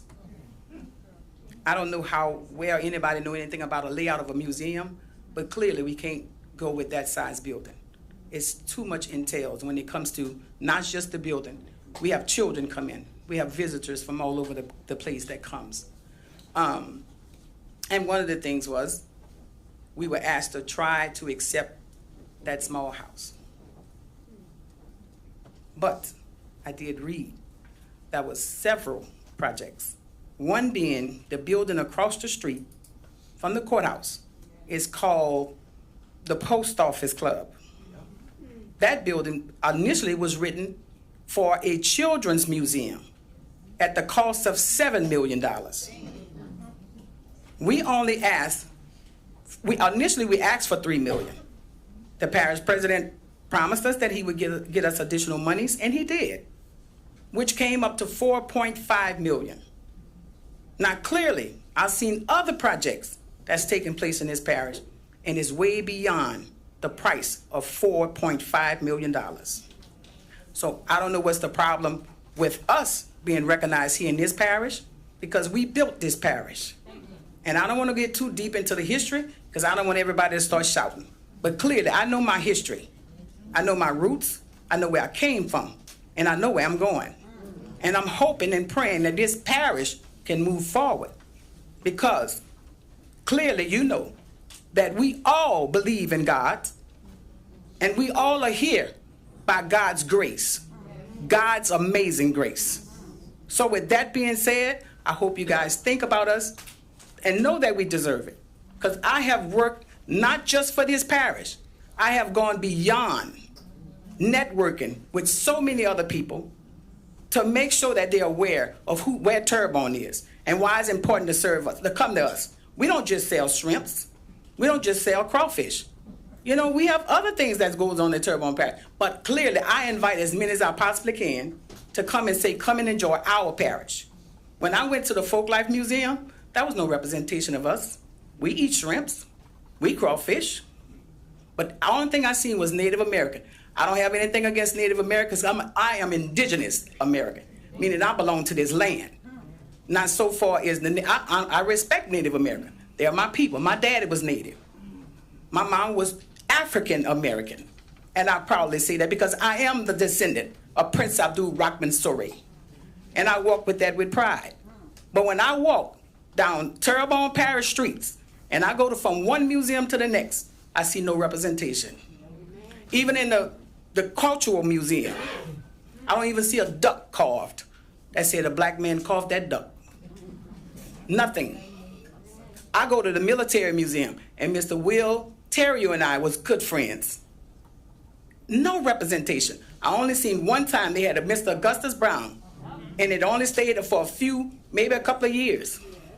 I asked where the representation of the blacks. I told her, go look in the corner on a poster board, and it was tucked away in the corner. Now, maybe they're doing better now, and that's good. But at the same token, when Mr. Terrio said, Ms. Scobie, can you look for this for me? Can you look up that for me? I don't discriminate. I don't have time for it. Because know what it does? It builds up hate. And I don't have time to hate anybody. Because if I am set aside to do what God asks that we all must do, I can't afford to hate you. And I'm not going to allow you to make me hate you. Whatever hate you got, you told it. I'm not. I don't want it. And another thing, when I walk around Terrebonne Parish, I see no representation. That courthouse that you see stand, that's the fourth courthouse built in Terrebonne Parish. But little do you know, that second one was built by African Americans. But that's been erased. That's been erased. Those trees that's in that courthouse square, true enough, Sinak donated them, but I can tell you Mr. Kazabak buried them and took care of them to make sure that they flourish. And on the other token, it's good to have the trees, but the bad part of it, many of our people died hanging in those trees. So if you don't know it, I can tell you the true history of Terrebonne Parish. But do you think I go around bashing people about it? No. Monica Stock is my friend. Not on the grounds because she's a white woman, but she's a person, a woman of God. Someone that loves me for who I am. Not for the color of my skin, but of the content of my character. And the only thing I ask for you guys to do here today is be fair and vote us in as to having whatever monies you think we deserve to get a building. And that's all I'm saying. And another thing, the streets. All these streets, you got paved to gold with everybody's name but ours. And you think we don't see that? We see it. We got Southtown Museum, a constant reminder. You got Residence Plantation, a constant reminder. And you name it, one after the other. And they had some that said it was going to come and speak, but that's okay. Because the one thing I know is I'm going to stand strong in what I believe in. And what I believe today, that you guys need to find it within your heart to see what it takes for this parish to move forward. And in the thoughts of my parish president, let's move Terrebonne forward. Thank you.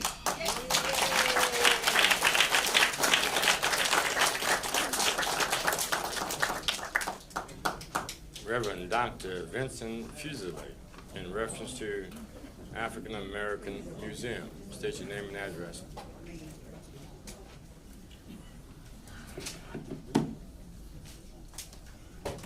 Good evening.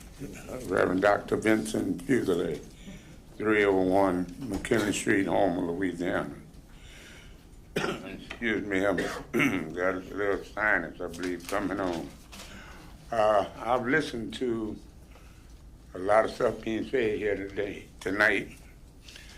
And just say that I come up in a time that she's talking about, I don't want to go through a whole bunch of it, but I come up in a time when we would walk on the sidewalk and had a policeman walking Main Street. We had to get off the sidewalk and let the white folk pass. Come at a time where they had a water fountain, they colored and white only. I come up in a time where we saw the doctor from the back door. Go to the store, they hand you what you need from the side door. So that's history. And she's portraying history in Terrebonne Parish. You know, a few years ago, a parish president got y'all locked in to a $4.4 million power plant in Morgan City. Nobody came up here hollering and screaming about that. That's $130 million. Y'all let that go. So I ask y'all to let this go tonight, too.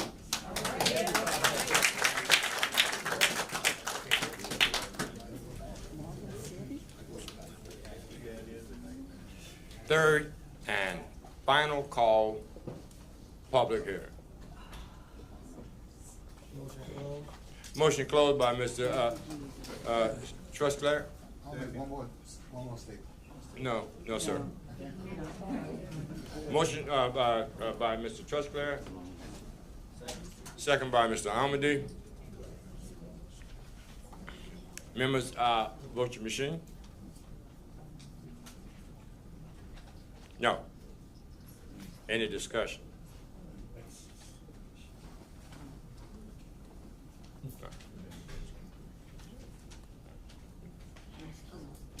Are we done with the vote? No, you got to have the motion, then the discussion, But that's then the closed vote. public hearing. Yeah. I want to discuss after we Okay, motion to then. adopt. All right. Motion by Mr. Trustclair, second by Mr. Almody.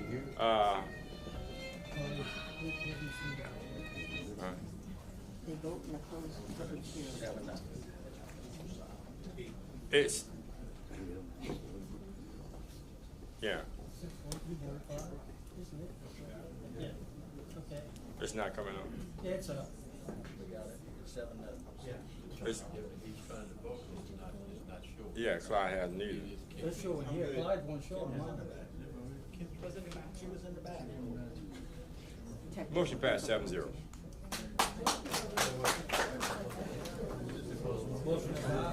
Motion adopt, Mr. Trustclair. Second, Mr. Almody. Any discussion? Mr. Almody. Thank you, Mr. Chairman. So there were a lot of things said tonight, and I appreciate all the people for coming out and speaking up. We always encourage people to get involved in the process. And Candace, if I get some of this stuff wrong, you're welcome to correct me, but I'm going to try and answer a few of the things that was said. So first was about a business plan, and Ms. Scobie and her nonprofit provided a business plan that was approved by OCD, who is in charge of administrating this grant. Second, it was asked who provides the artifacts. The nonprofit provides the artifacts. The parish has nothing to do with that. The building. A lot of people have called me and had a lot of concern on the size of the building. I'm a history buff. I visit museums all over the country. And what I've learned is you can never have enough space. You need to have space to be able to grow. You want an example? Go down Barrow Street and look at the Museum of the Veterans. They're currently buying some property for parking. I think they need to hold that property to expand because everything's jam-packed in there. When you go in a museum, you want everything to be spread out so you can walk comfortably and look at things and not have to be looking over people's shoulders to see things. I encourage you, if you have an opportunity to go to D.C., visit the Smithsonian Museums, the African American Museum, and the Holocaust Museums, the Museum of the Bible. These are all great museums. And let me tell you, you're not going to do it in a 2-week trip. You're going to have to do like me and go there quite a few times. The parking lots, only the parking lot at the back of the building is part of the deal, but Mr. Fowles has said that he would work something out with the museum for 30 additional spaces. And Martin, if I got that wrong, you can correct me too. Actually 40, 30 in the back, 10 in the front. All right, so 40. He'll work with them on something with that. The maintenance of the museum is not the parish. The nonprofit's going to handle the maintenance. We're just a conduit for the grant. You know, nonprofits can raise money in many different ways. They can create a foundation to go out. They can apply for grants. I think Ms. Scobie probably has already done some of that. So, you know, they'll be able to provide for the museum and do the things that they need. But one of the things is about the ownership of the building. And let me try to explain this. If we're putting in a water line, it gets done and that's the end. But the rules speak of the national objective, and there's a time period that the museum has to meet that national objective. The risk on the parish is if the museum does not, then we would be on the hook to pay the money back. So I guess a simple way maybe to explain it, and Jason, you can chime in if you need to, but it would be like we would hold the title until that objective is met, like a bank would hold the title until you pay out a loan. I think that's probably the easiest way to explain it, simplest. I mean, it's really more entailed than that, if you really want to go look that up. But once the museum meets that objective, then the building can be given over to the nonprofit, and that's the intention. So it's not that, you know, people say, well, you know, the parish is after the building. No, we just bought the Whitney Bank building, and we're buying the Shamrock building for our people to have places because of Hurricane Ida damage to some of the structures that we were leasing. And we want to get out of those leases and on the building. So we have no interest as a parish in that building. You know, it's meeting the need that it's going to meet.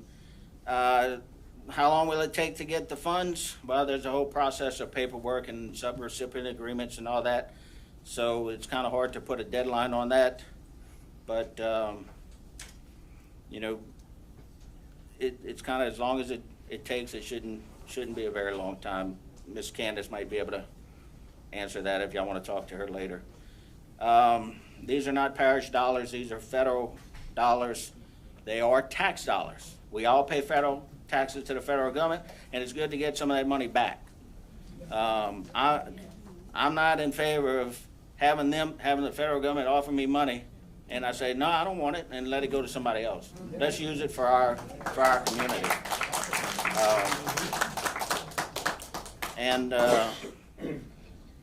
If I missed any of those questions, I'm sorry. I tried to write them down as we went through, and I hope that answered some of those questions. I think that's it, Mr. Chairman. Thank you. Ms. Chauvin. Okay. So I had put on social media to a lot of my constituents and people that follow me, and they have questions. And so, Jason, I'm going to kind of direct these probably to you and Candace more at this time. So people were wanting to know, was the suggested Main Street building evaluated as a more cost-effective alternative to any other building? Was there any other building considered, or was it just this one?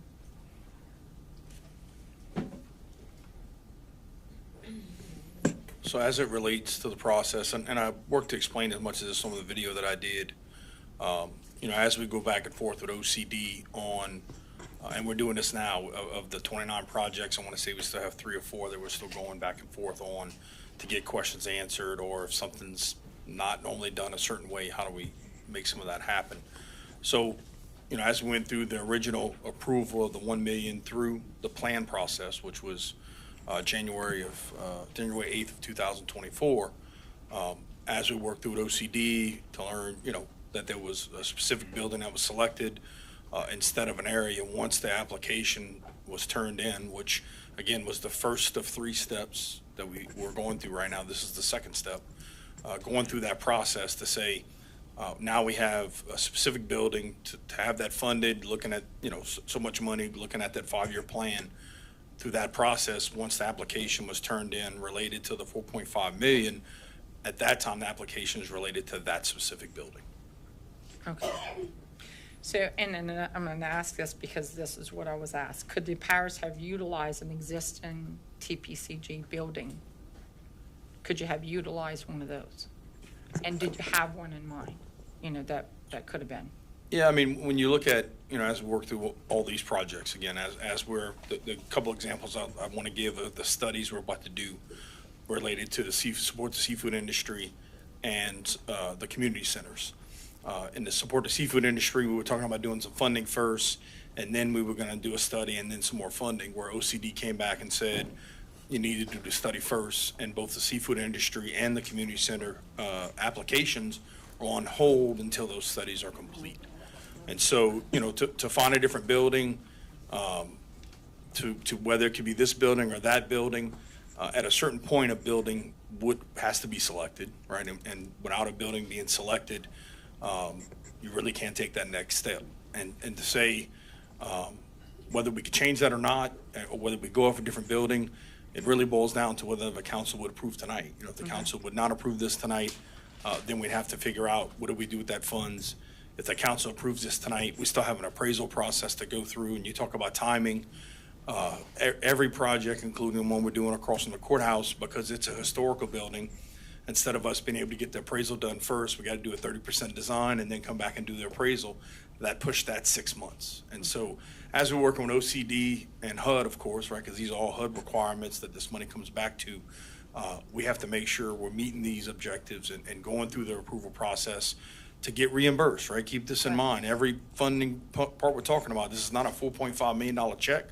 As we get the approval and we do the different expenditures to go through this process, those funds are going to get reimbursed as we spend that money. So, again, us working with OCD to make sure that we're meeting the requirements that they need and answering their questions and having to adjust things on the fly, and then finding out after you getting ready to do the appraisal on a building, you got to do 30% design and then come back and do the appraisal.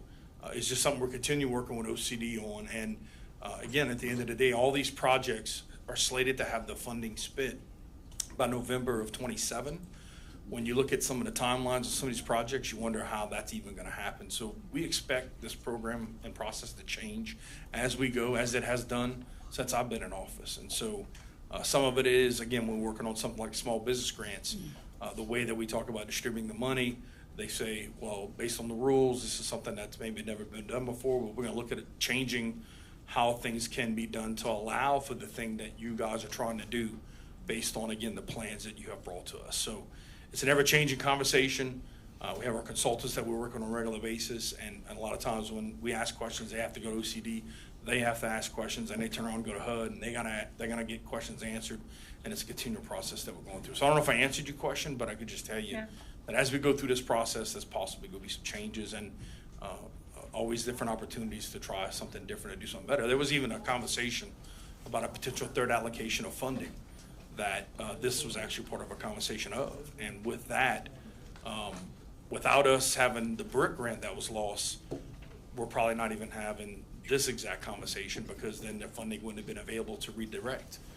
So that's, again, as we've gone through this, and as OCD said you can't partially fund this, and we didn't have any funding before, now we have, again, with the BRIC grant that was related to the jail relocation, and losing that opportunity allow for this opportunity. So they say we could plan and want to do this, something could come out tomorrow that says, well, based on this new information, we got to do this instead of that. It's what we've been dealing with for the last year, 7 months now, almost 8 months. Okay. So if the HTV building is donated to the museum, will this result in property being removed from the tax rolls? If so, what's the estimated annual loss in revenue, and how this impact local tax bodies such as that recreation district, fire district, police department, school board, and others? So yes, ma'am, it would take it off of the tax roll. I pulled the most recent assessment, and I believe Mr. Falls had mentioned it in his video, or we've seen it somewhere. The tax income for that particular property is about $30,000 total. I don't have the breakdown. That's the total payment, but I don't have the breakdown of parish and recreation. It would all be within the city limits, so it'd be city property tax that would be lost there. Okay. And that's an estimate, it's not an exact number, but it was around that number. Okay. So I was asked by someone else, if the project is approved, who will be responsible for conducting the commercial appraisal of the property? We would select through a pool of approved OCD appraisals for that to be able to happen.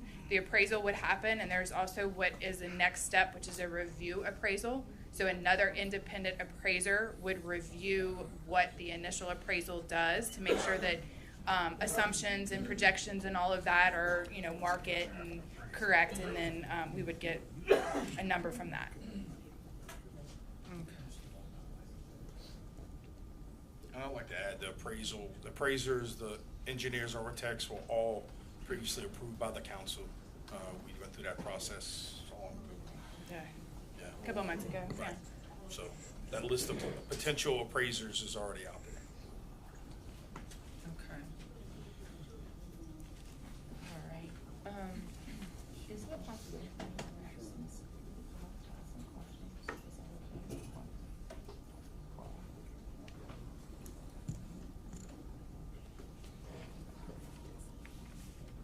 I think I can call her up, and if she wants to answer a question. Okay.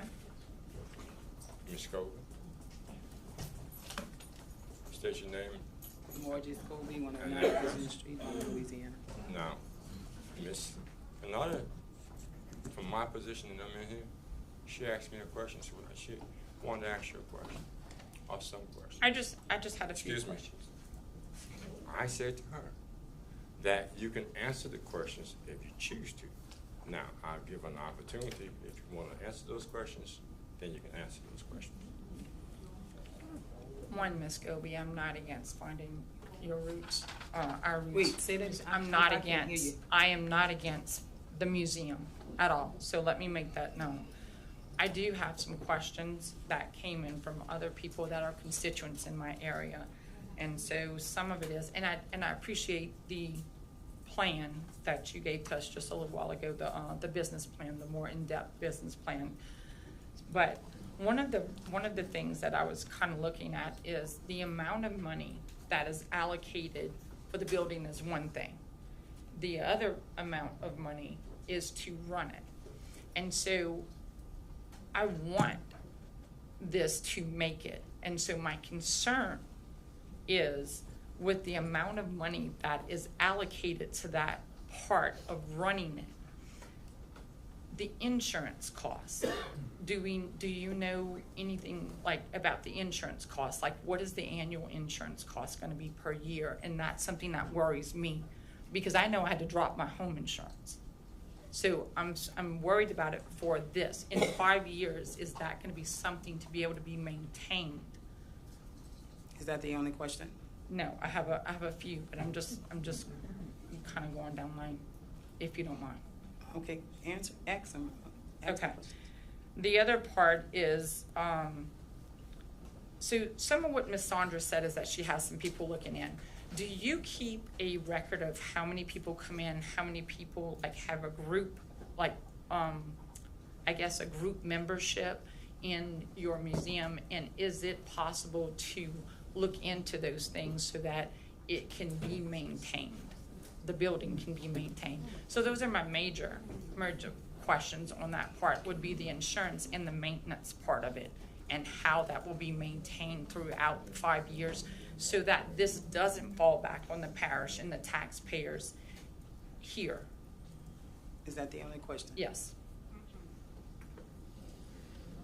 Well, first and foremost, we had insurance, always did. Matter of fact, it was through Page Insurance. Ryan, do you know anything about us having insurance with you guys?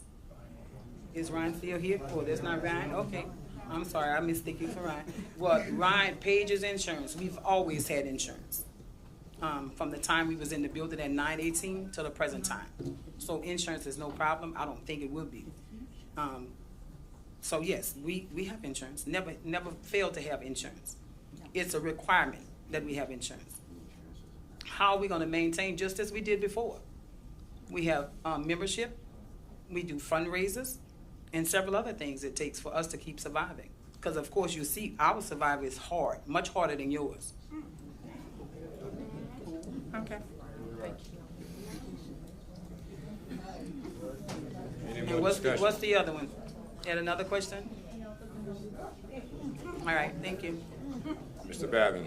Yeah, Margie, could you please stay, Ms. Scobie, could you please stay up? I don't think, first and foremost, like Ms. Chauvin just said, Ms. Scobie's a constituent of mine. I've been an advocate of the museum for a long time. A long time. Okay. Some of the listen, I kept a total of the people who text me, emailed me, called me, talked to me at church, Rouse's, everywhere else, and it was 132 people. And I'm telling you, the greater majority of those people had no problem with the museum.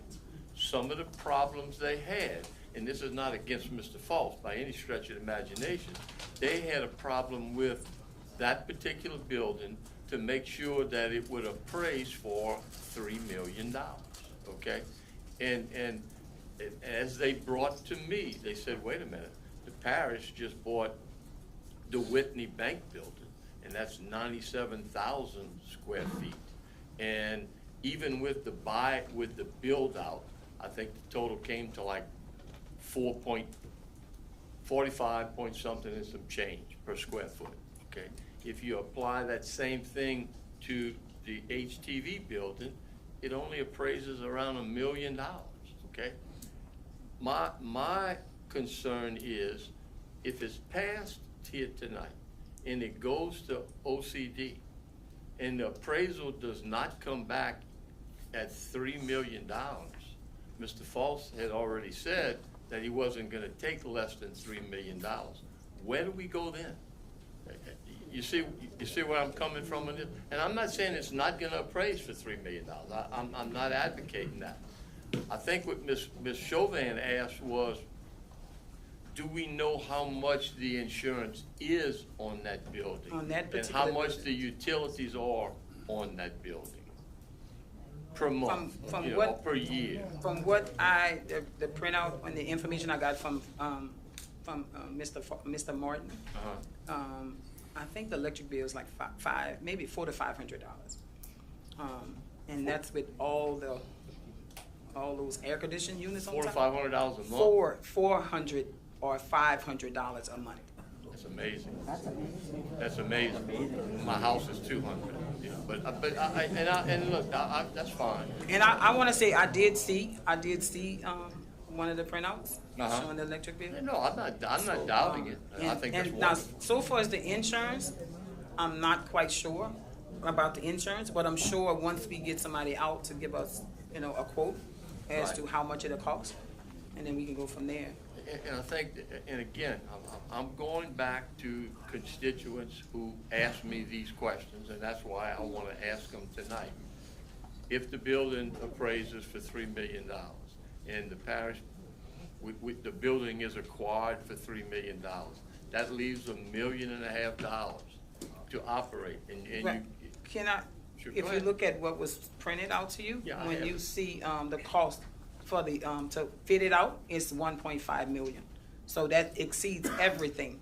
That means the 3 million for the building. All right. And the 1.5 the parish is going to use to fit it out. So far it's we being able to survive in that building.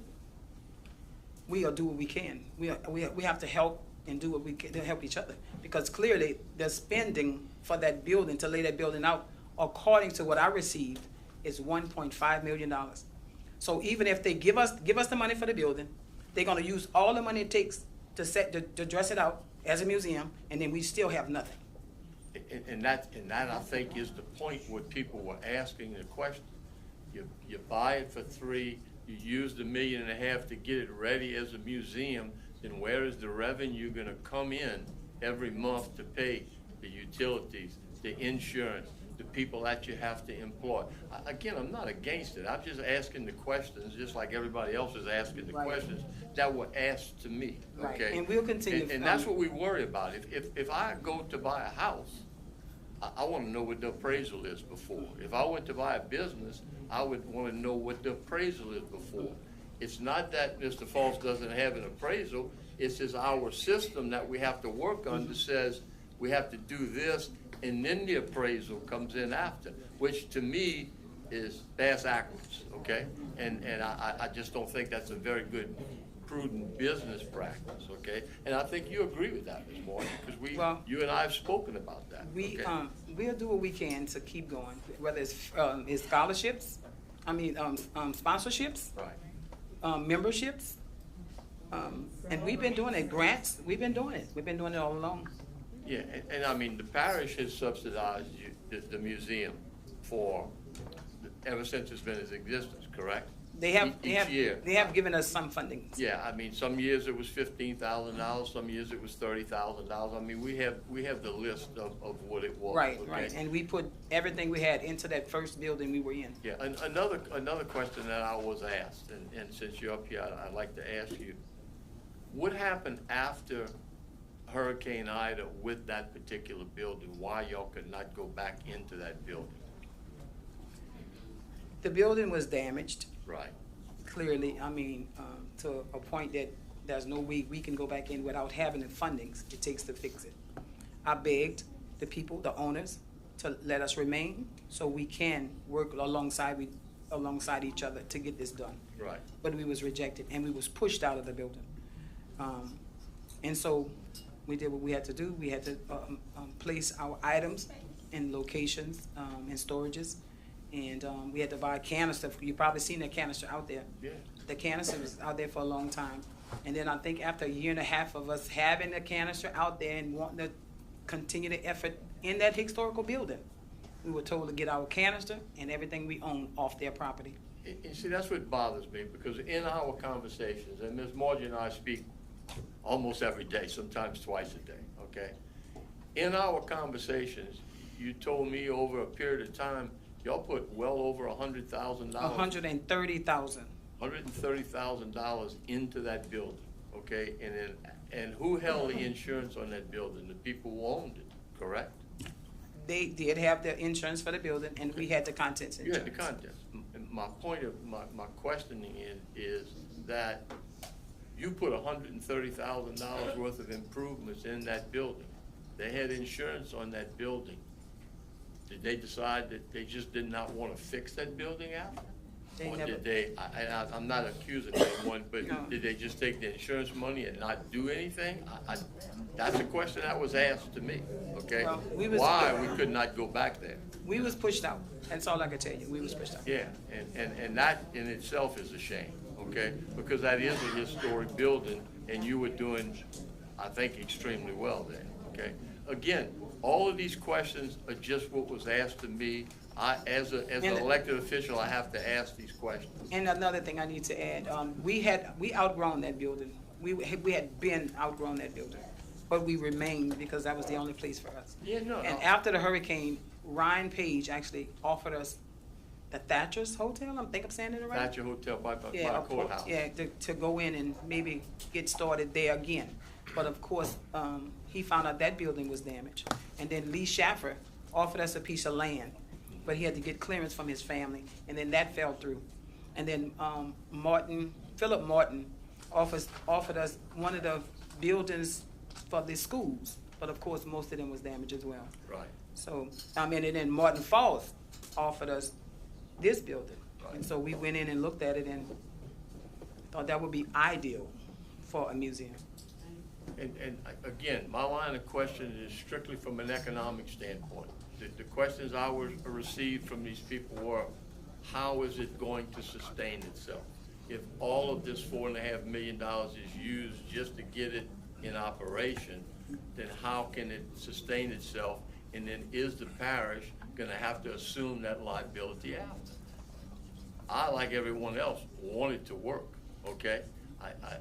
From a business perspective, it makes it a little bit difficult to try to understand. Okay, I mean, I don't have an MBA, all right? But just looking at the numbers, it is a little bit suspect, and I want you to know that. But what's scary in this whole situation is we can go through this litany tonight and hear all of the good things that we heard, okay? And by the way, my degree in college is history, okay? And I like to think I have a broad knowledge of history, but I don't have the knowledge that y'all have in the black history, and I'll say that, okay? But what bothers me is the process that we have to take. We go through this tonight, then we pass it on to the state, to OCD, we get an appraisal, it doesn't come back anywhere near what it is, and then we back to square one again. And that kind of scares me because of what Parish President Bergeron said just a while ago. Our deadline date is November 27th? November 27th. We're talking about just 2 years, okay? That things have to be done. He just admitted right there it would take 6 months or more just to get an appraisal. So, again, I have no problem with the museum. I have problems with the financial portion of it, and that's the questions that I was asked. And because all the steps are necessary steps, it is needed to get it done. Can we make it a priority, top priority? I mean, that's out of our purview. Because that becomes a state problem then. I mean, yeah, if it passes here tonight, just whomever in administration is gonna pass all of this on, okay? But if it sits on the state level, we don't have control over them, okay? And again, as you know quite well, it has to meet the HUD standards to handle all of it. I thought it met HUD standards when we applied. Again, you know, as council people, we're not into the day-to-day operations of all of the paperwork that was involved in this. And it is quite, as you know, it's quite lengthy and quite detailed, okay? So I can't answer that particular question, whether it can be expedited or not. We would hope it would be, all right? Because then, if it doesn't appraise, then we try to then we want to be able to apply something else and get you some money. Okay, I think that's the goal of everything. He was asking, I know you was asked a question about some costs, and these are the exact costs as I could find. Thank you. Thank you. Mr. Chairman. Yes, so, like everybody else, I did have some concerns about the financial viability, but what I want to say is that I want our community to support you, and I want the community to find a way to make this work, okay?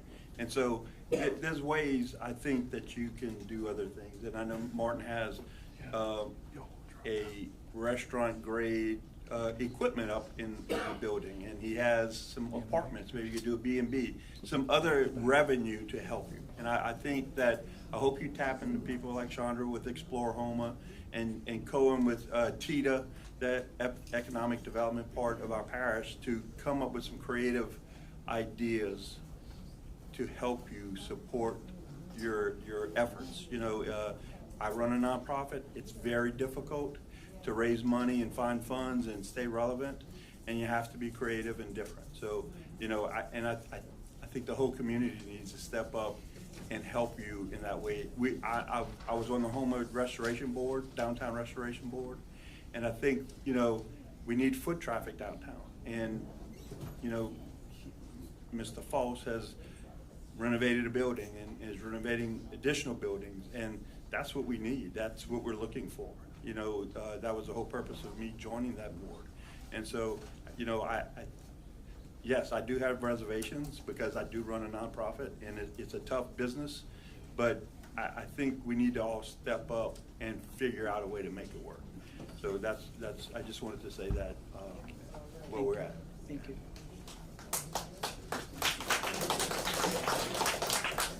Mr. Pleasure. Thank you, Mr. Harding. I don't have any questions for you, Ms. Martin. Thank you. But what I do have is, I want to share that after this, I'm going to be looked at. No, you can have your seat. You're good.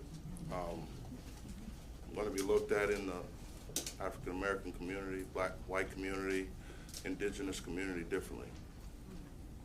Right. I was always taught as a young man to stand tall, even if I got to stand alone. I'm Budget and Finance Chairman for Terrebonne Parish, and I need y'all to know that. I'm a black man, just so we all know, right? Not only that, but I'm the one who called out our parish president.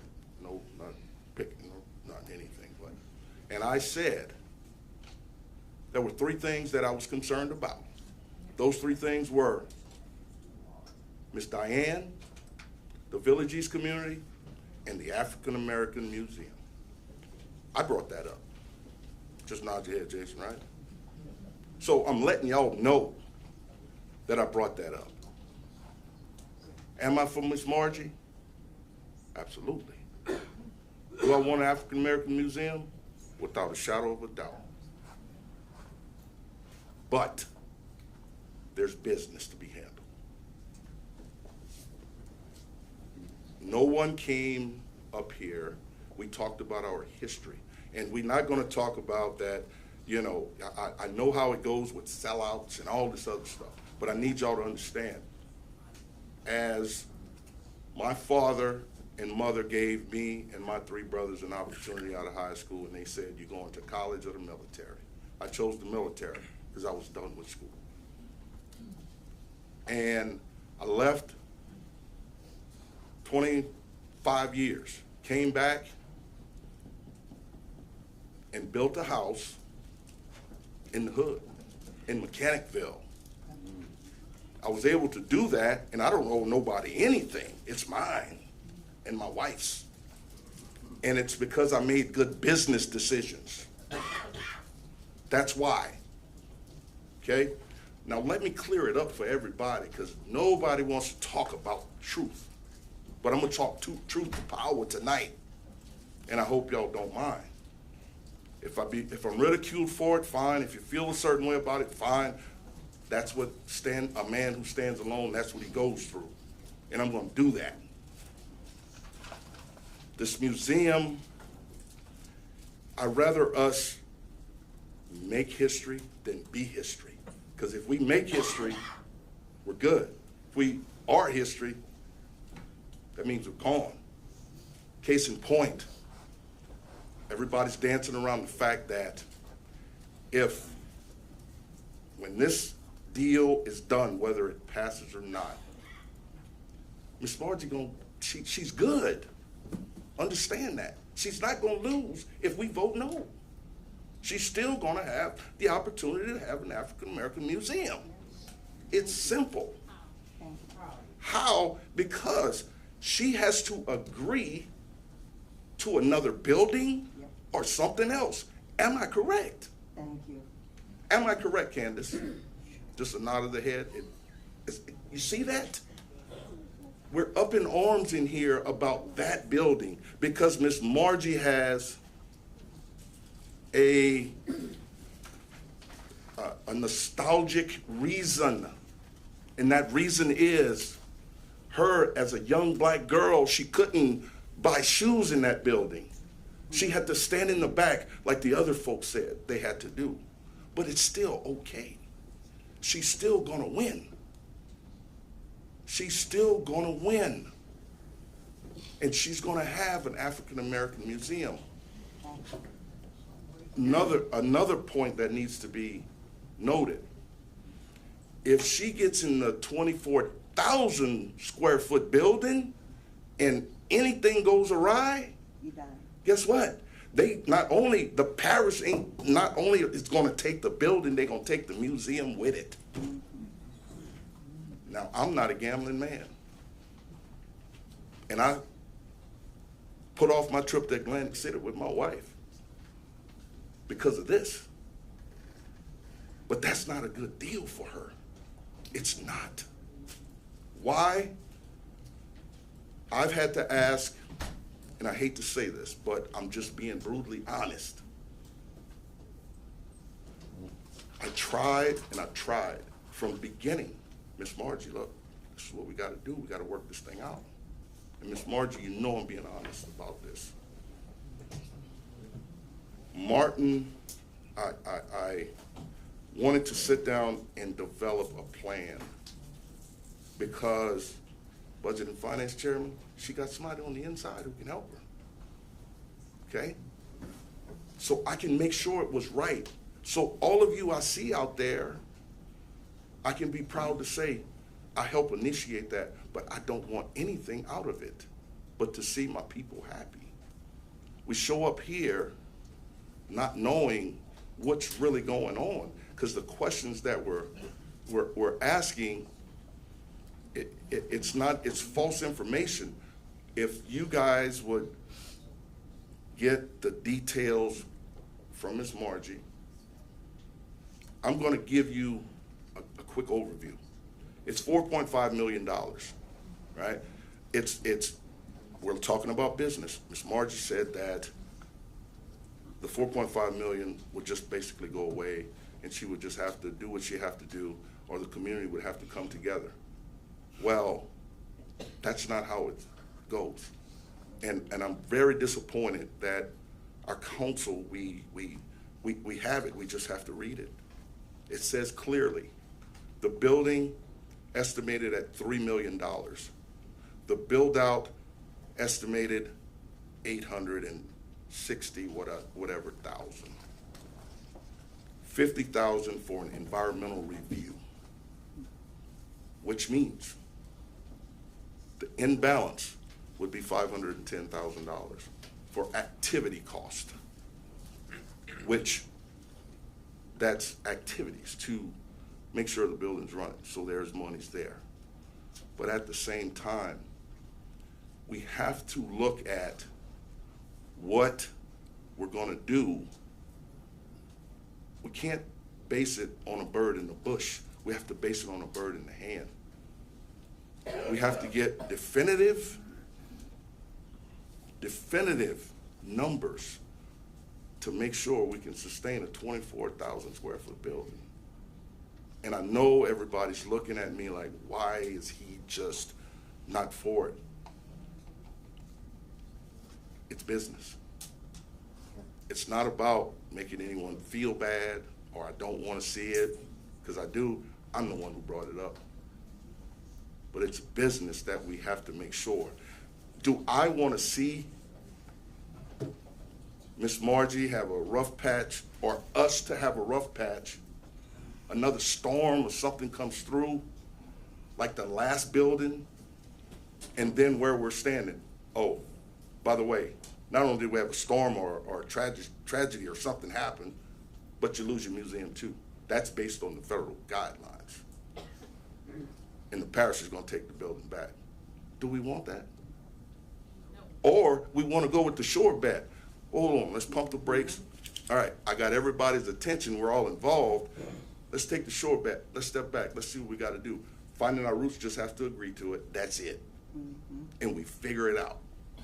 But I'm going to share this and I'm going to be quiet. All right? If that happens, and if anybody's done their research, there's a plan. You know, everybody talks Project 2025. I ain't worried about that. Let's talk about Project 2030. Okay?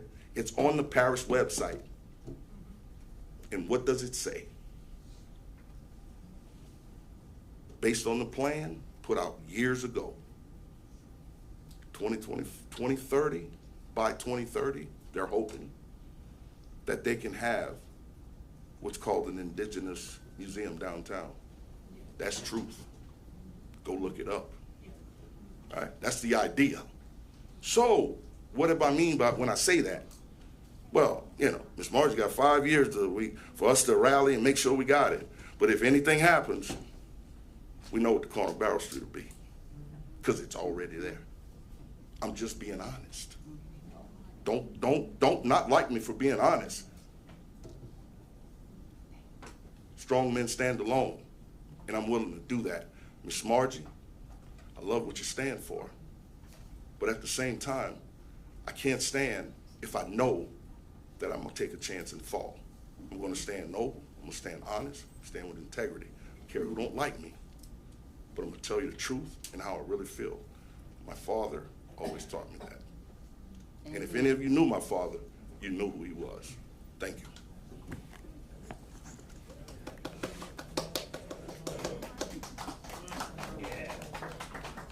Any more discussion? From the chair.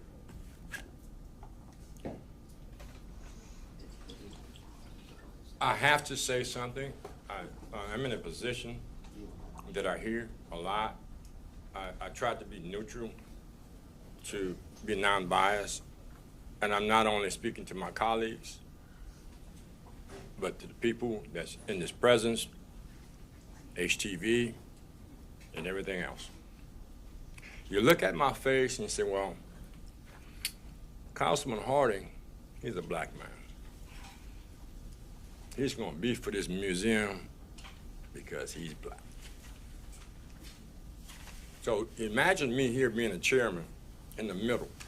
One side said, because he's black, they're for it. But by the same token, because it's black, and people against it. Martin Luther King had an idea that he came up and he had a speech. And I guess the approach my colleague, some of my colleagues may be looking at it, and most of the people, some of the people are looking at it, whether Ms. Margie Scobie is moving into a burning building.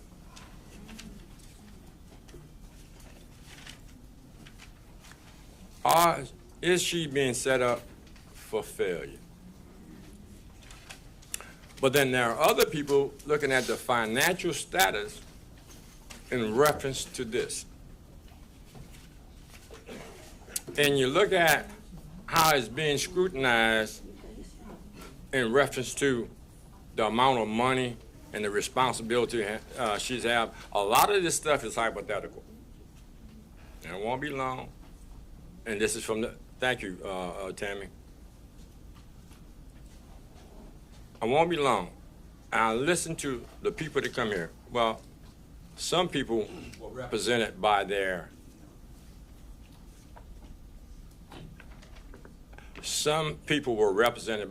representative up here. But we had a public portion to come to this mic and let your voices be heard and your face to be seen. One person in particular I saw tonight, she made me correct a pronunciation of her name. Her name was April. She said, now she was speaking, I'm assuming, from a black perspective of she was not gonna let Miss Margie fail. And all of us in here was not gonna let Miss Margie fail. But if we are to be one Terrebonne, because originally this was $1 million that we were talking about. Ms. Margie did not ask for the other $3.5 million. It was something presented to her, and if anybody in this room gonna turn down $3.5 million for their dream to come through, raise your hand up. So the point to be made from a neutral position, because I think what we have to do as one Terrebonne, we do just like we did with the Bayou Country Sports Park. If you want to sink all that money out there, you made your bed, you're lying in it. You're gonna make your bed with this museum, or you're not gonna make your bed with this museum. There's a lot of places that we spend money at that we don't ask no questions about. So if it passes, I'm all right with it. If it fails, I'm all right with it. But what I charge today is the fact that if we're gonna move forward, and before I call for this vote, that's what I have to say. Are we gonna move forward and take what April said? We're gonna have it come in here and we're gonna let it fail? And I said to everybody out there that have the intention or may want it to fail,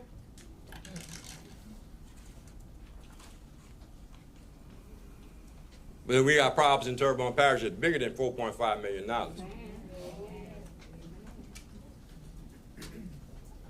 With that being said, any more discussion? Members, vote your machine.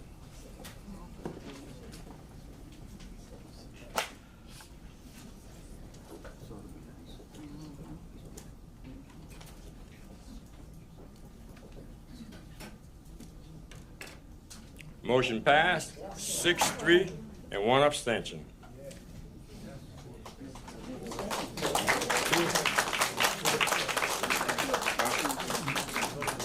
Six, 3? Yeah.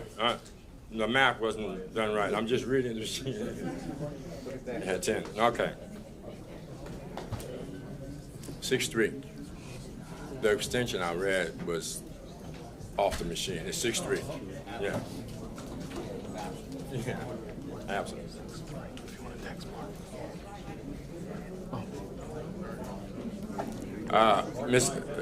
Mr. Voisin. Thank you, Mr. Chair.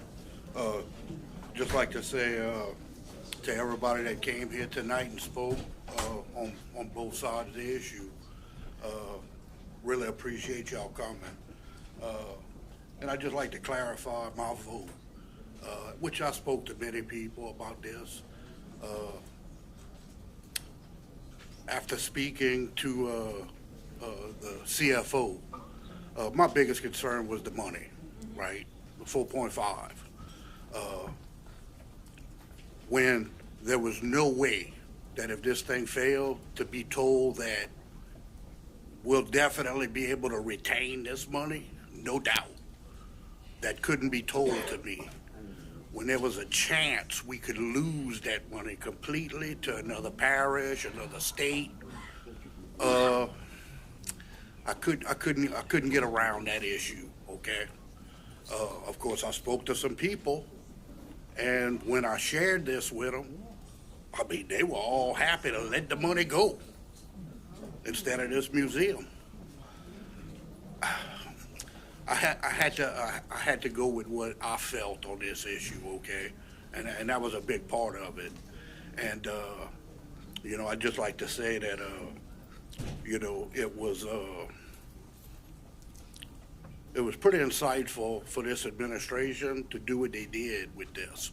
You know, they could have came in and said, we put all that money somewhere else. They didn't do that. They came in and enhanced the deal for this museum.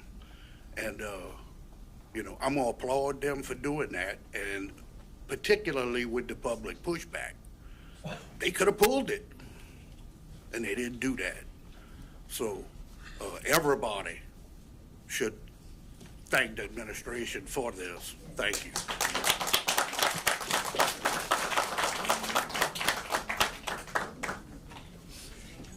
Item C, an ordinance to authorize the parish president or administration to execute a cooperative endeavor agreement with the Homer Downtown Development Corporation. Y'all can leave now. We're just gonna go on.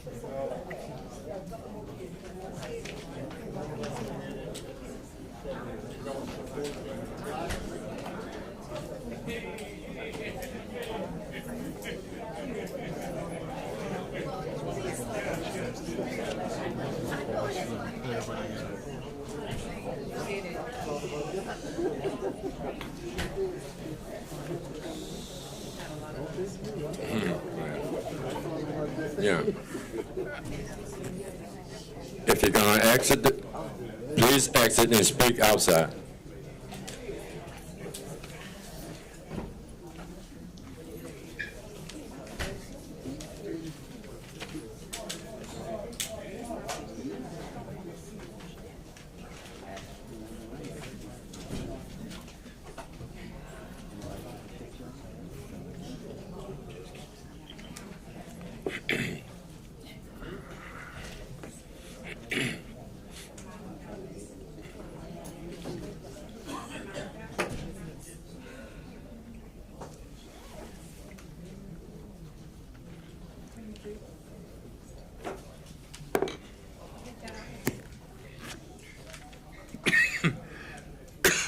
An ordinance to authorize the parish president or administration to exercise a corporate endeavor agreement with Houma Downtown Development Corporation and Hatch Grant Incorporated to authorize HDDC and HGA to access Terrebonne Parish Consolidated Government property to construct the Bayou Terrebonne Trailhead to serve as the trailhead of the Terrebonne Parish paddle loop in Terrebonne Parish. First call public.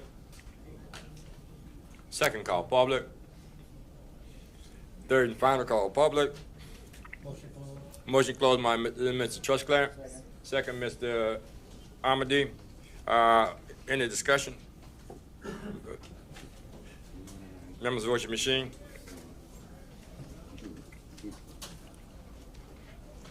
9-0. Motion adopted by Mr.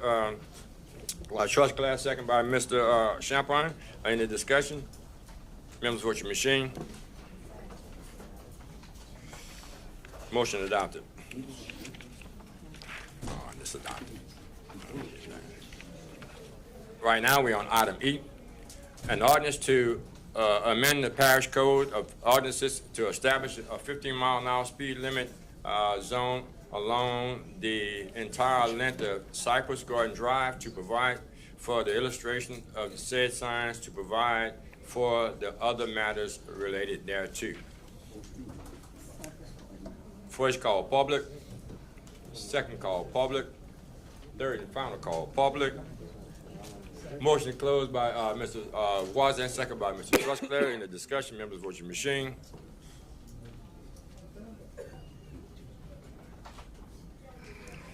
Motion passes 9-0. Motion adopted by Mr. Wazan, second by Mr. Trusclair.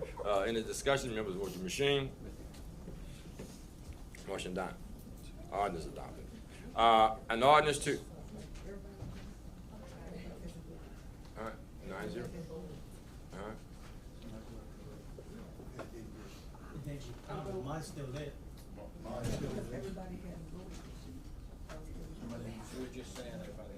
Yeah. Okay, it was 9-0. Is 8-0?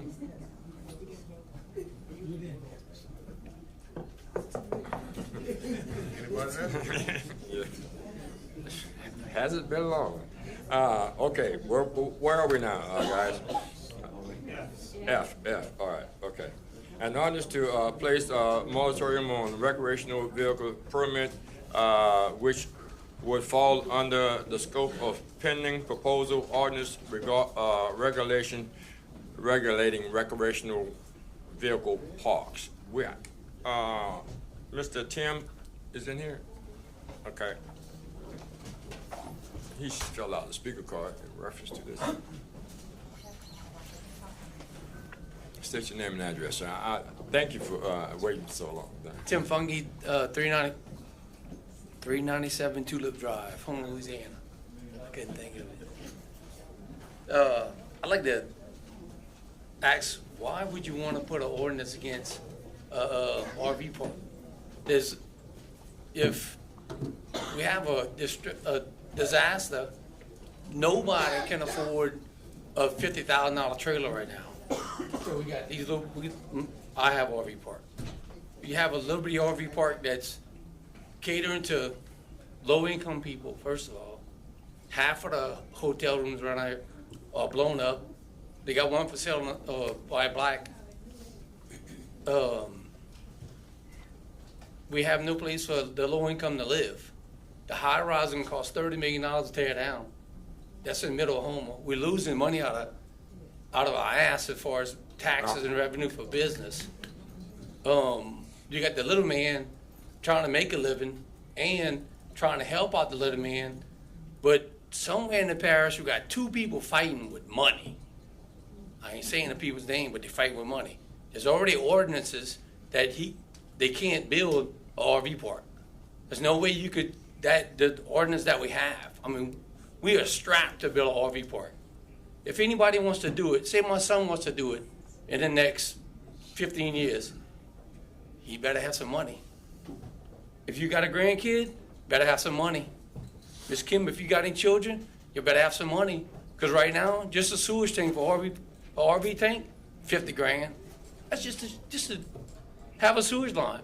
The water meter, Parish Council wants to put up $25 per water meter. That's a lot of money when you're jamming 100 trailers in one spot.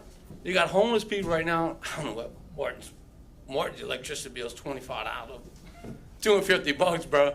My electricity in my house is $400 a month. My mom lives in a double wide trailer. They got people can't even afford $450. We got people on Isle of Jean Charles that get kicked out of their house in North Terrebonne. They can't afford the taxes. Y'all talking taxes? These people can't afford the houses that the government gave them. This is 15 houses. You know about that? You know about the 15? That's gone. So why you want to bother tearing out, regulate more RV parks? They got FEMA houses in North Terrebonne, 300 RVs. What you gonna do? Evict all the FEMA guys? You gonna have more regulations on them? They got the Civic Center. You're gonna jam them so we can't have Section 8 people in the Civic Center, but they got $400,000-$500,000 RVs. Man, what you gonna do? You killing Terrebonne Parish. Motion extended by Mr. Babin, second by Mr. Trustclair. Nah, members, vote your machine. It's not lit up.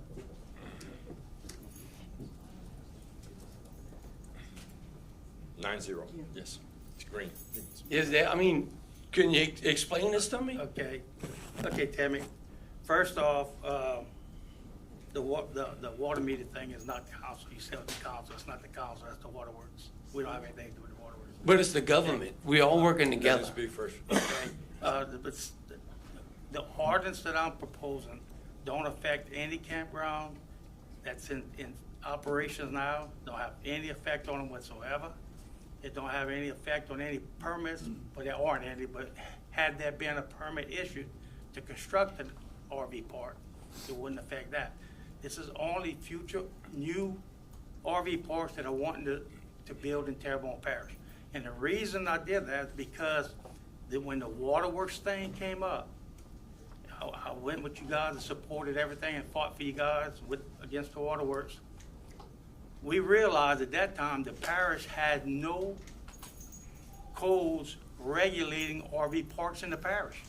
So anybody could go get a permit, got a permit, I'm building an RV park. There was no guidelines. He could put whatever he wanted, how he wanted, as long as he met the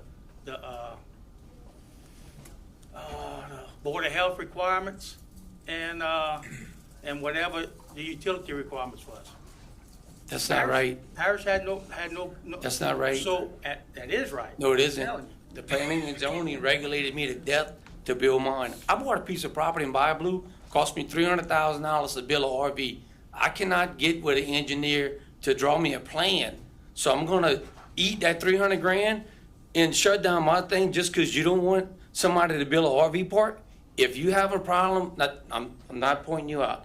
If the parish has a problem with a certain person building a certain RV on a certain piece of property, they have enough regulations on people like me. You need to understand you're affecting our whole parish. Do you have your permit for that park you want? No. Okay. I lost $1 million store. It blew up. I actually lost 5, but I got 3 back. I can't afford to build my store because my gas pumps are gonna cost me $2 million. So it's either put up $2 million and pump fuel for 4 cents a gallon, let some crackhead drive off with it, or try to help out somebody up in North Terrebonne. But it's not funny. But, It's just, no, I'm not laughing. no, he is. It's not funny. People, But they what got, I'm getting listen. at, Timmy, this is not, we have to have some regulations that You have enough. control. We don't have anything for RV parks. Am I wrong, Parish President? Now, if I'm lying, I'm lying because I was lied to. Right. Okay? No, my understanding, and we've been working with planning and zoning on this, is that we only have this for trailer parks. And so I know Planning and Zoning Commission is putting some stuff together to get stuff in place related to RV parks directly.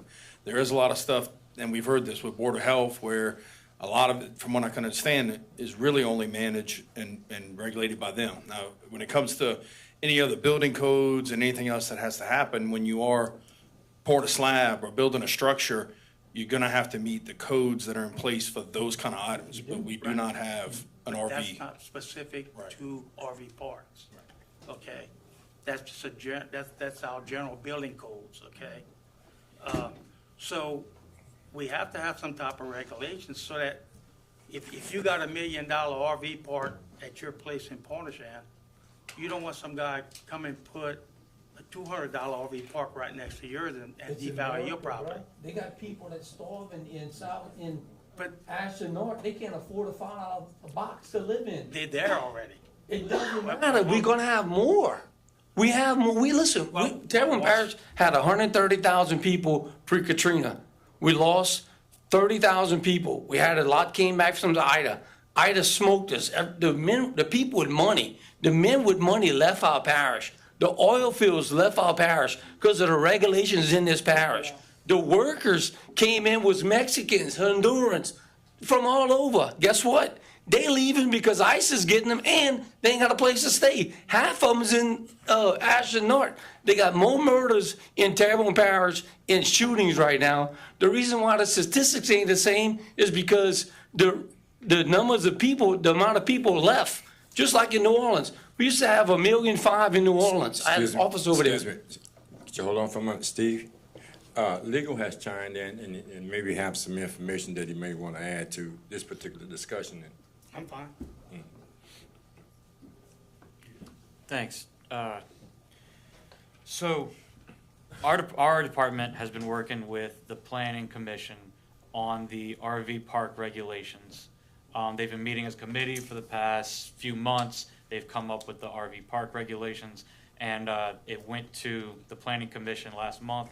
They tabled it to the next meeting, so that's something they're ongoing. The whole point of that is because they had made a determination that there wasn't RV park rules, and we needed more regulations on that. So this moratorium would be solely for new permits that would fall under the scope of the new RV parks. Just to clarify for anybody, that it's not just for an RV permit, it's only if you would fall within the RV park ordinances that are being proposed by the Planning Commission.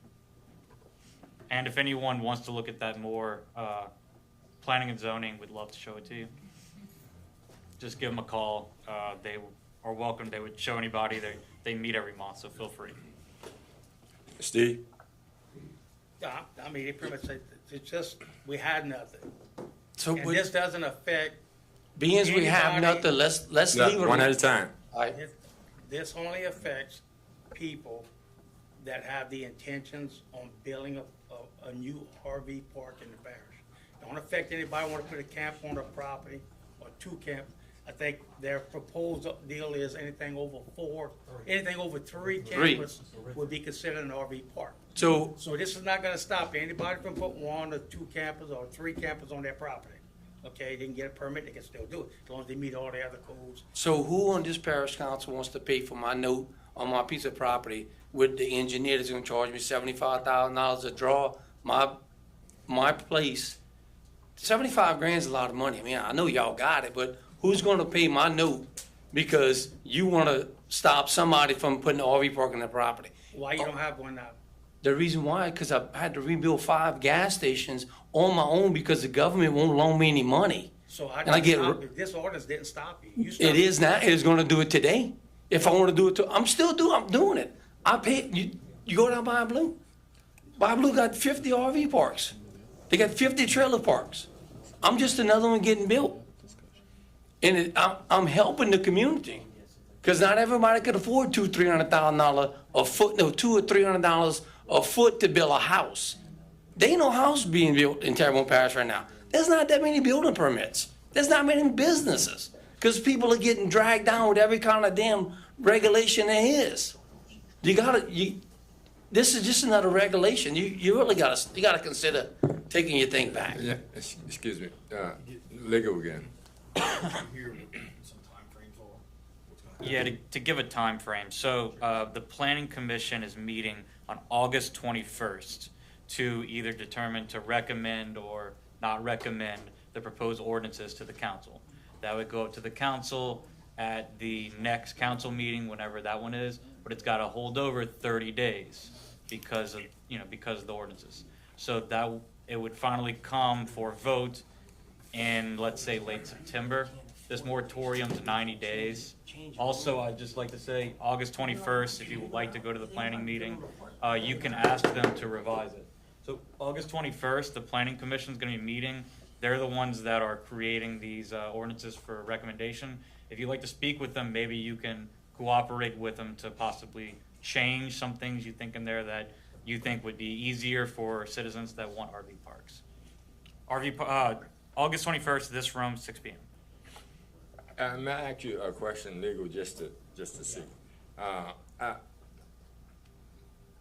think we're arguing about something that is being put here because we basically don't have anything to cover certain areas. What we're really leaving up to planning and zoning, and what they have to do is just so happen that they table what they had to do, and this is just actually covering some of the loopholes until something comes back up before it comes to us. I would say the moratorium would be because the ordinances aren't passed yet, but everyone's aware that they are being introduced, that the moratorium is pausing people from hurrying and filing for the permits that would be affected from the ordinances the parish is trying to enact. Okay, thank you. Steve? I'm done. Sir? All right, Mr. Babbitt? Yeah, Steve said something earlier, and I may have misunderstood. Anyone who has applied for a permit already is exempt from this moratorium? If they have an existing permit to build an RV park within the regulations that the parish has set forth right now, they can build an RV park. Well, there is no permit to build an RV park. So it's not like they would be applying for a permit for an RV park. Right, what we deemed the planning commission is trying to determine what becomes an RV park. That's why they made the stipulation of after 3. So right now, you don't apply for an RV park. You apply for multiple RV permits, and then eventually, it becomes an RV park. Does that make sense? Okay, yeah, but the ones that are currently approved, they're grandfathered in. Okay, so somebody who right now wants to build one with 3. Yeah. That fits. That would never be affected even after the passing of possible. So a person who has a piece of property and has a permit right now can go build an RV park at 3. And then once the planning commission comes up with their set of rules, comes before us, and then we dissect those rules and finally come up with an ordinance, they actually could add on to that 3 RV park and make it 200 if Timmy wanted to do that. But somebody with, and I just want to make it clear, somebody who has applied for a permit, and I'm using the term RV park. Sure. But to put 3 RVs on an area that we'll consider a park, they can do it right now. Certainly, 3, certainly. I just wanted to make sure. Thank you. Ms. Chauvin? Okay, so I do have a question. Chris, to the RV parks that are already there, are you going to send these draft rules out so that, because this would pertain to them in a way because they're gonna understand it more, this is their business on that part, and probably would have more to add to it or take away from it. Is that gonna go, is the draft rules gonna go out to some of these RV parks? And if they want to add on to the existing RV park, will this stop them? Okay, that was going to be my question too. I'd raised my hand, but then you jumped in. So let me answer that one first. Okay. So the moratorium, as you've said before, would not apply as long as somebody was applying for permits to put no more than 3 on a single legal lot of record. But if somebody has an existing RV park, let's just say, pick a number, there's 10 out there now, and they want to put an 11th RV site out there, then this moratorium would prohibit them from doing that because they're expanding their RV park. So I just want to make that clear. Okay? No, hang on. So, but you're going to like this part. So the first part of your question was the process that the Planning Commission has been going through up to this point. And what you're talking about is getting input in from the RV park owners, right? So being as all these meetings are public meetings, we put the agendas online with the backup, just like Ms. Tammy does for you guys. Right.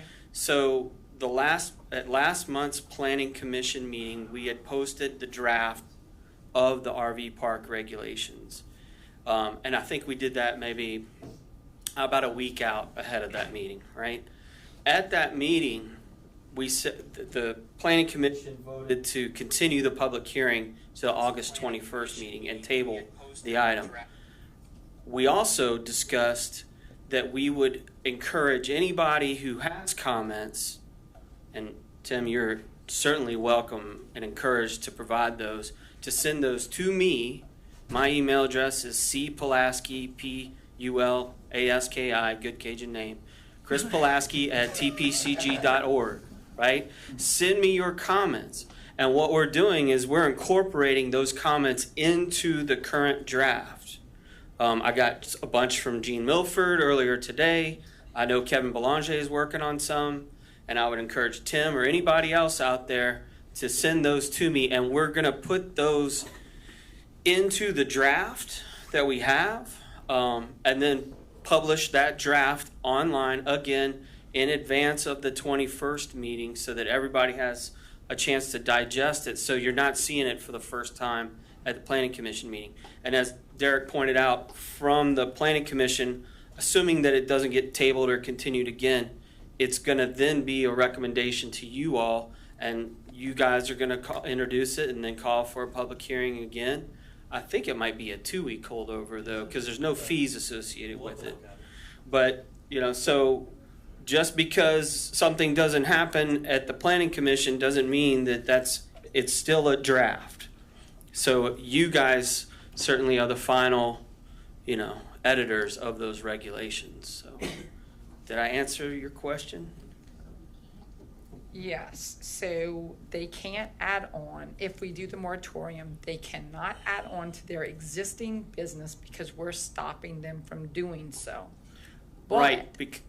But if someone has a pending permit, how does it affect the pending permit? Like if I were to go put one in, if I would put one in yesterday and it's pending, where are we at? I'll jump on. I had spoken with Chris because this was a question that he had.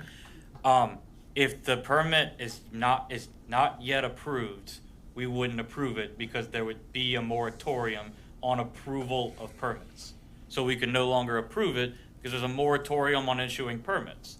So just because you applied doesn't mean we've issued it, and therefore we can no longer approve them. So we could be doing a disservice to those who have tried to get a permit.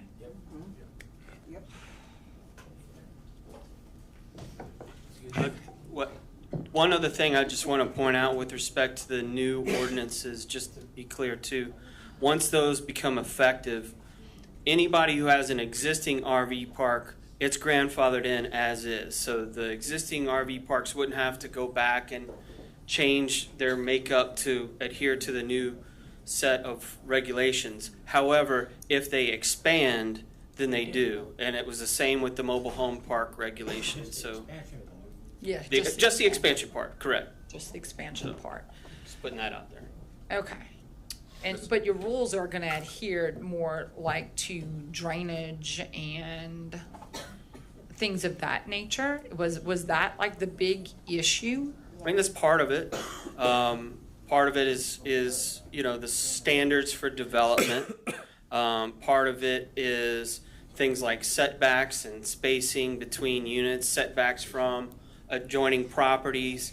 There's comments about setbacks from approved subdivisions. There's regulations in there about landscape buffers and other types of buffer requirements.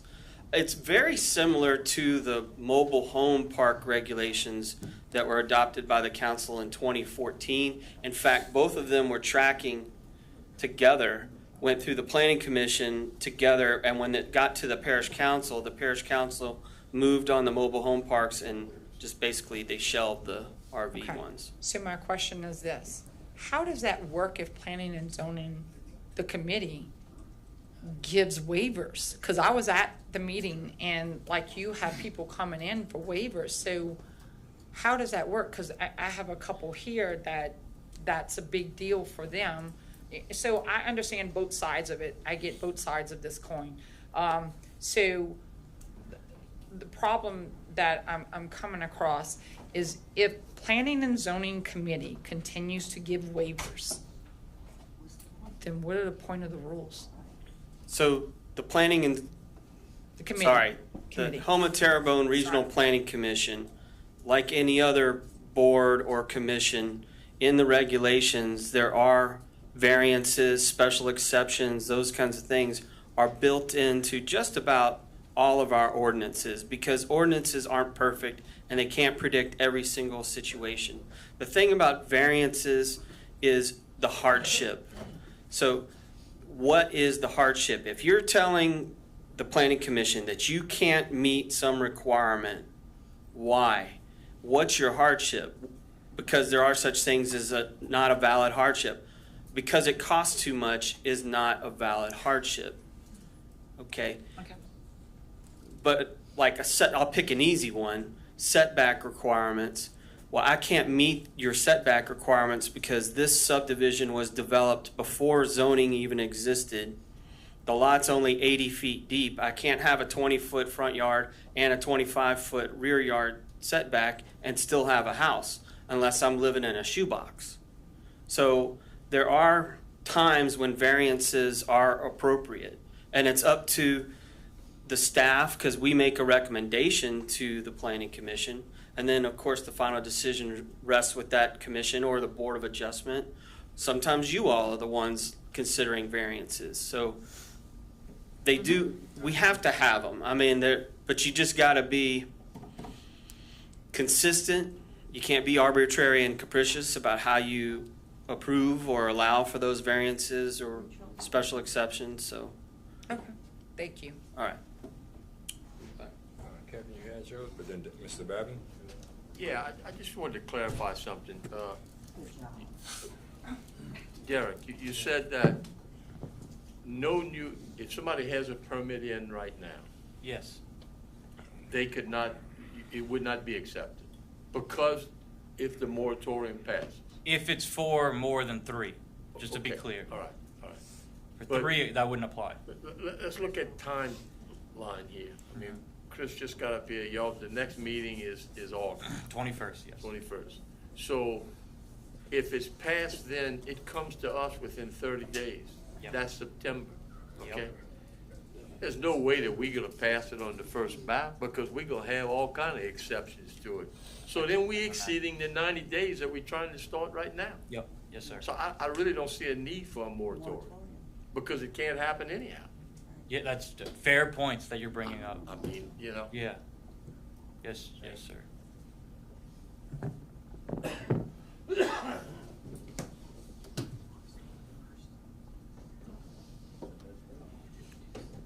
Second call public?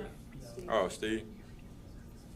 Okay, before I even got legal to draw this moratorium up, I checked with planning and zoning, Mr. Pulaski's office, and actually him in particular. There are no permit applications turned in. There were none pending, and there aren't any issued that are under construction. So that's how we justified taking the direction that we taken.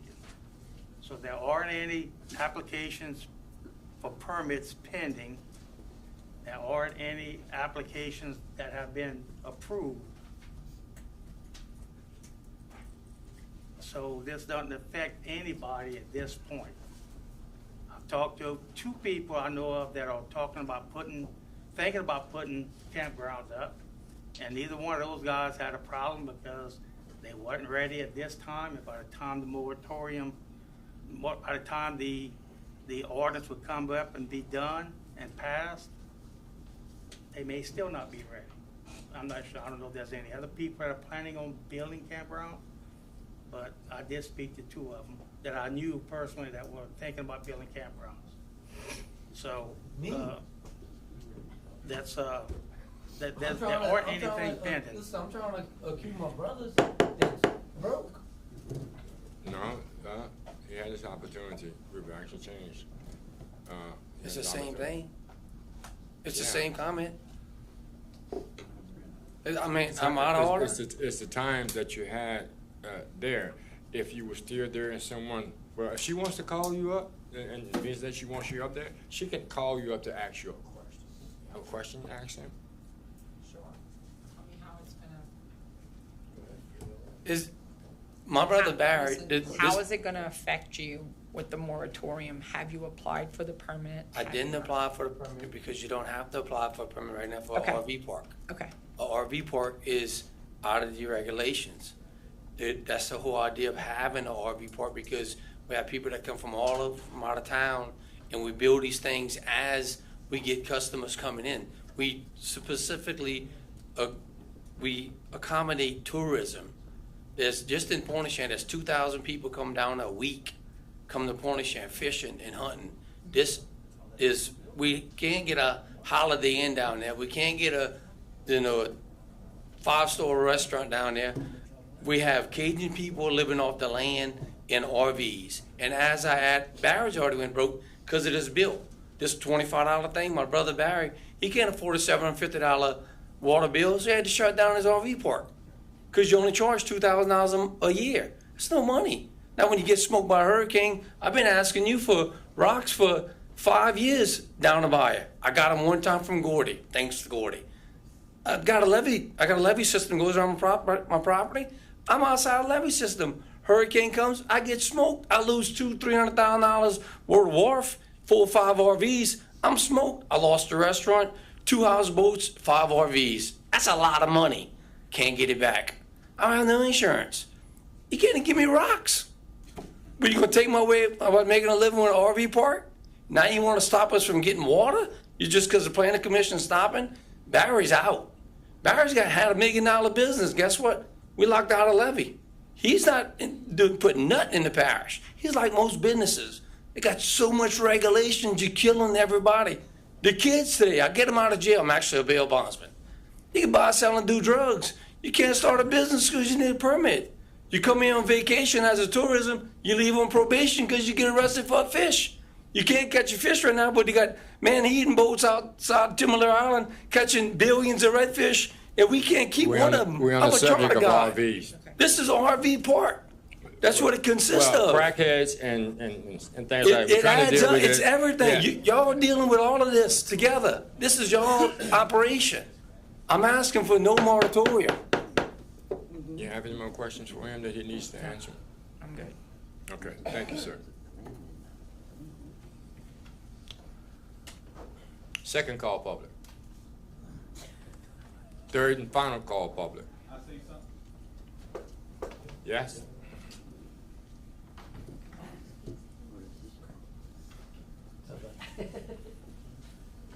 My name is Joey Verdin. I live at 204 Constant Street in Houma. I own an RV park in Dulac. It was permitted, I think in 2006. My mom and dad built it. Permitted for 36 spots. We only got 24 set up right now. So I'm wondering how that's going to affect me, when I want to add those other spots. And then another thing with the 3 spots,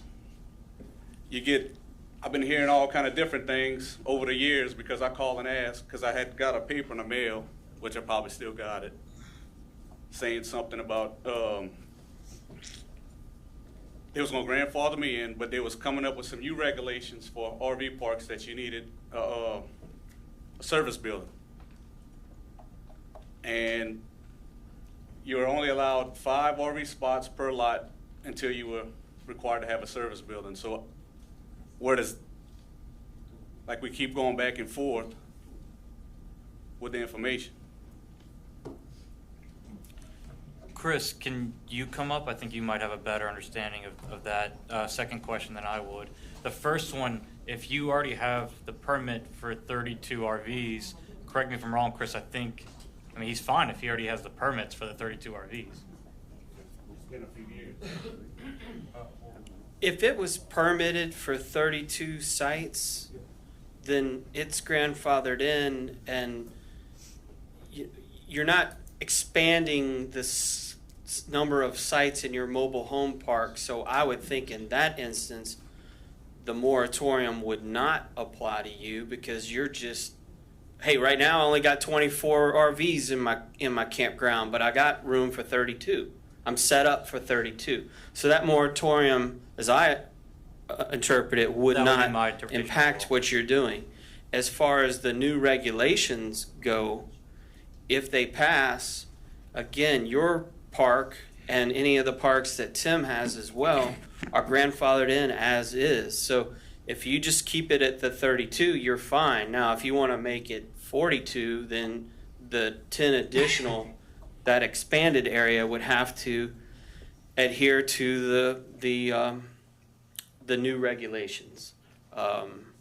As far as the service building goes, I completely agree with you. It is the plumbing code and the building code, the state building code, have been playing tennis with that requirement for years. They dump it on the Department of Health, and then it ends up going, it falls back to the parish, and back and forth and back and forth. And right now, in talking with Bo Dupre, our chief building official, I believe that the service building requirement is, it's in the plumbing code, but they leave it to the chief building official to enforce it. In some instances, the Department of Health says, we're not going to require it. So it's really a hard one to pin down. The only thing that the permit office at this point can do is, if a service building is required, then we look at it and say, okay, well, it's a commercial structure, so you have to go to the state fire marshal, right? It's got to be ADA compliant. And if you're in a special flood hazard area and you're in Dulac or in Pointe-aux-Chenes, well, that structure's got to be 10 feet, 12 feet in the air, plus another foot of freeboard. So now you got to put a service building 14 feet up in the air, and you got to have a handicap ramp going up to it. And that's usually where a lot of RV park ideas die on the vine, right there. Yeah, and that's why we don't have. Add that to the FEMA list. Yeah. It's 18 foot. It's 18 foot. 18. Yeah, imagine that. You gotta hold it until you get in there. So going back, how does the numbers change from 3 to 5? How do numbers keep jumping from 3 spots to 5 spots? So if you got 5, so the regulation before was anything over 5 spots had to have a service building. That's what they mailed me in the mail. Chris? Now it's going to 3 spots. That's happening at the state No, level. yeah, okay, yes, I can answer that question. Okay, I see your question. Okay, so those are two different things. The 5 is completely separate. I don't know much about that topic. I think Chris is trying to explain it. The 3 is simply the limit of RVs that you can have on a lot before it becomes an RV park. Gotcha. So 4 and more, as soon as you put the 4th one on, it's an RV park. 3 is just a lot with some RVs on it. Okay, let me say something. You're legal, right? Yes. When did you say the next planning and zoning meeting is? The next planning meeting is? Yeah. August 21st, 6 p.m., this conference room. All right, and we have the mic open for the public to give their discussion. Now, what we right now, we're open to the public. We have to make a decision somewhere down the line. Let's hear from the people from the public and move on. Because we're having a right. Sure. That meeting happens, gonna happen later on in August. Good idea. So let's move on. Perfect. Anyone else? Third and final call for public. Hi, Connie Foray, 201 Maisami Lane, Chauvin, Louisiana. I do own a campground in Pointe-Chandon. I also have one in Cocodrie. I have some with more area to develop in Pointe-Chandon. If this passes, I will not be able to add on. My income goes slight. You know, right now, funding, we just had Ida. We're gonna continue to go back because Ida wiped a lot of people's pocketbooks out. I don't have insurance. I work alone.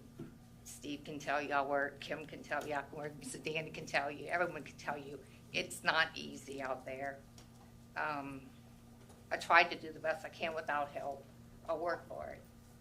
In order for me to extend 30 more campers, it's a big chunk.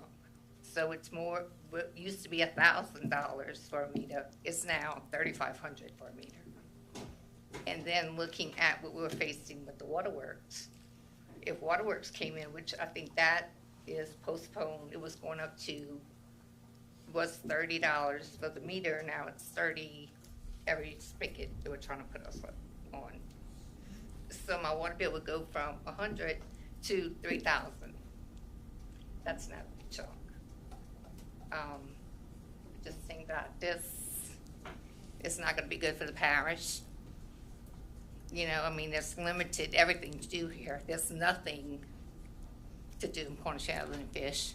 Enjoy the people in the time, quality time. So, Mr. Trescott? Yeah, Connie. I just think Okay, about that. the moratorium is not gonna stop you from expanding your campground, okay? If what's gonna stop you is the ordinance that planning is coming up with, if anything stops you. This just stops you from doing it now until that comes out. But once that comes out, once those regulations comes out, that's when you guys need to come out here and kill it if you want to try to kill it, because that's what the parish is going to enforce. This is just stopping anything from happening until that ordinance comes to the council from planning, the planning commission. So They putting the regulations together. That's going to have any future campground are going to have to follow. Once that comes in, now everybody's going to know exactly what it's going to take to put a campground or expand the campground. That's all going to be laid out in that ordinance. That's not what's on the table today. So who's to say I don't have what they're proposing now at my place? If I go in for a permit tomorrow, as you just said, I can't get one. Right. But what if I have, that's already there, you turn me down? I've been through this rodeo already.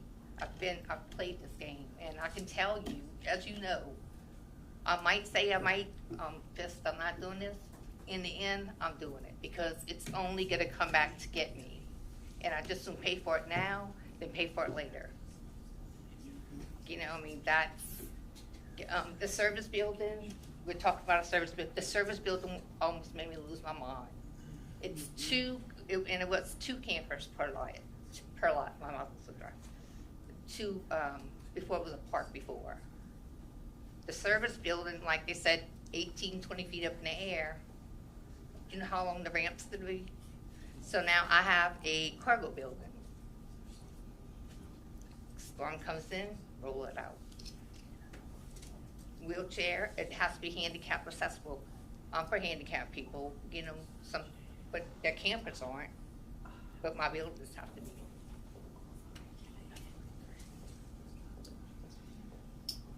You know, and as far as, I'm tidy. You know, I don't like stuff dragging. I wouldn't want I have a motorhome. You know, I know what it is to camp. You know, from the little ones to the big ones. But anyway, I just think that if that's passed, it's gonna hurt. It's gonna hurt deep, real deep, all the way into the parish. Inner, you know, people are still living in campers. People are still living with blue tents on their roof. You know, it is what it is, I guess. I just hope that y'all will consider not putting this on for us. Yeah, just one more time, and I just want to hear it from Derek again. Steve said, which Thank you, I'm sure is 100% correct, that there's no permits out there. No one has applied for a permit, according to planning and zoning. But I mean, you said it, and I believe that, okay? If somebody goes tomorrow and applies for a permit to put 3 or less on a piece of property, will they get that permit? Will they be able to put that on there? Yes, yes, 3 or less, So- yes. All right. So if this moratorium passes, then they cannot do that. For 3 or less, they can still do that, yes. So they can do it whether the moratorium was on or not. For 3 or less, For yes. 3 or less, okay? So if somebody has a piece of property, And that hurts us. well. If they don't have any on the lot currently, just to be clear. I'm talking about somebody If it's an who empty has lot. A blank piece of property. Yeah, that's what I interpret your Yeah, question as, a yeah. blank piece of property. Yes. And they want to go put 3 on that or more, this moratorium does not stop them. If they only want to put 3 3 total or on less. one piece of property, yes. That's what I mean, okay? Yes. So my point is that this moratorium only applies to 3 or more. 4 or more, yes. 4 or more, excuse me, and the planning commission is coming up with rules that are gonna come to us for us to promulgate somewhere down the line, which is gonna probably take at least 90 days. So in essence, this is almost a moot issue. I mean, that's how I see it. Yeah, Okay, yeah. because if we're trying to stop somebody to put 1 RV or 2 or 3, we're not stopping them with this. You're correct. Okay, thank you. Mr. Danny, on my property, which I have another piece that's connected to what's already done, I have intentions to put 35 more. No, but you miss it. When I went through my permits and things to do, if you do 5 permits on one, if you have 5 sites and you have 5 sites available at that time, your water, your electricity, your sewage, everything together, it's one price instead of going individual ones. And Connie, then- I understand that entirely, but what I'm saying is this moratorium is based on stopping something from happening right now, okay? The planning commission is coming up with rules that I think that all of y'all in the RV park should be there to help write those rules. I'll be perfectly honest. And I think your voices will be heard. I know Chris and I see Derek doing it. That's 2 separate, this is 2 separate and apart things. One is future expansion of RV parks. The second one is a moratorium trying to stop anybody from putting an RV park on a piece of property. Okay, a temporary RV park on a piece of property. God bless you. And that's why I personally don't feel that I think it's a moot issue.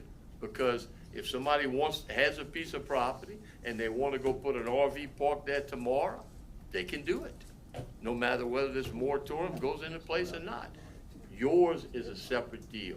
And that has to be handled through the planning commission, which eventually comes to us to digest, okay? So 4 or more down would become like a trailer park, which Correct. then becomes where, at our point, we're 2. I'm in at 2. Right. But we also have to pay hotel motel tax. No, and I So understand. will they have to do that as well? I mean, because if it's good for the goose, it's good for the gander. Yeah, again, I'm not up enough on that regulation to know that one, Connie, okay? Right. But I'm just trying to make the point that I don't think that this moratorium is gonna do anything. Okay, that's my personal opinion. Okay, Thank you. thank you. Thank you, ma'am. I just want to sum up, the moratorium's not stopping anybody from, in the future, building RV parks. It's stopping it until the regulations come out in a month or 2. That's all it's doing, all right? It's just temporary until the new regulations come out. So I just want to make that clear. That is, But if you right. wanna add 3, you can't add 3, but somebody else So- can go and add 3 on their lot. You know what I'm saying? Don't make sense. So if a storm comes and we get wiped out, we can't get anything back till if it's in the middle of we can't get any permits to fix, to that moratorium fix? All they're doing is stopping the right. Is that, am I correct?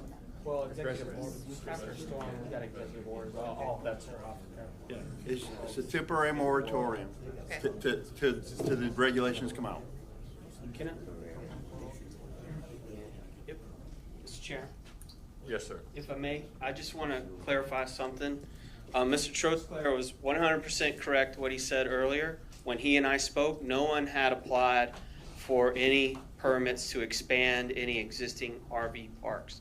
So this moratorium, at the time we spoke, would not have impacted anybody. But on Friday, this past Friday, somebody did apply for permits to add some additional sites to their existing RV park. So we have pending permits. Now, they were close to being issued, and I don't know if they got issued today. And if they did, fine. They're good. They're clear to go.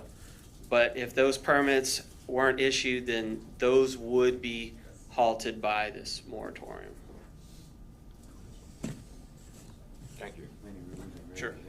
Third and final call, public. Motion closed by Mr. Umpty, second by Ms. Schultz. Still public comment, or is it over? Public comment is closed, y'all voted? We just went to the motion. I didn't see a vote.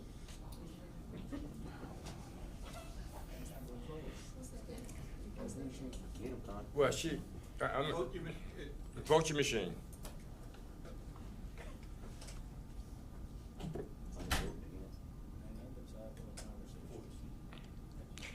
Motion passed 9-0.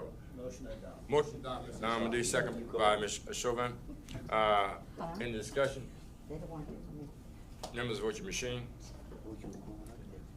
To tell them they don't need a moratorium, but no. Motion passes 7 yeas, 2 nays. Motion passes. Ordinance adopted.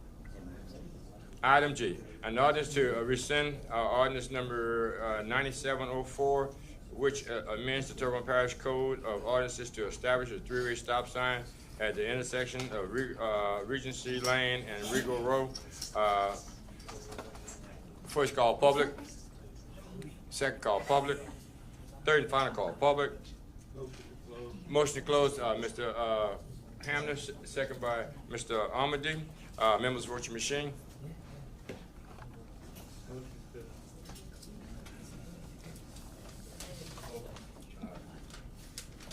Motion passes 9-0. Motion adopted by Mr. Hamner, second by Mr. Armady. In the discussion, members, vote your machine. Motion passed, motion adopted. Committee reports. Community Development and Planning Committee, Ms. Chauvin. I make a motion that the council accept and ratify the minutes of the Community Development Planning Committee held on July 28, 2025, excluding the substitute motion offered by Mr. Brian Pledger and seconded by Mr. Danny Babin to hold over until next committee meeting. Agenda item number 3, the motion to rescind the condemnation order adopted on April 25th, 2016 on the residential structure located at 432 Ordinance Street, owned by Elodie Diggs Celestine, and proceed to adopt the motion to rescind the condemnation order adopted on April 25th, 2016 on the residential structure located at 432 Ordinance Street, owned by Elodie Diggs Celestine, and I have one public hearing. Consider the introduction of an ordinance to amend the Parish Code of Ordinance to establish a 15-mile-per-hour speed limit zone along the entire length of 8th Street, to provide for the installation of said signs and to provide for other matters relative thereto, and call a public hearing on Wednesday, August 13th, 2025 at 6:30 p.m. Motion by Ms. Chauvin, second by Mr. Pleasure. In the discussion, members, vote your machine. 9-0. B, Public Service Committee, Mr. Voisin. Light, sir. There you go. Thank you, Mr. Chair. I make a motion that the council accept and ratify the minutes of the Public Service Committee held on Monday, July 28, 2025, and I have no public hearings. Thank you. Motion by Mr. Voisin, second by Mr. Trustclair. Any discussion? Members, vote your machine. Motion passed 9-0. Budget and Finance Committee, Mr. Pleasure, please. Make a motion that the council accept and ratify the minutes of the Budget and Finance Committee held on Monday, July 28, 2025, and I have 3 public hearings. Number 1, consider the introduction of an ordinance to declare as surplus adjudicated property located at 251 Orange Street, in which the parish has 89%, and call a public hearing on said matter on Wednesday, August 13, 2025 at 6:30 p.m. Number 2, consider the introduction of an ordinance to declare as surplus 7 adjudicated properties in which the parish has 100%, and call a public hearing on said matter on Wednesday, August 13, 2025 at 6:30 p.m.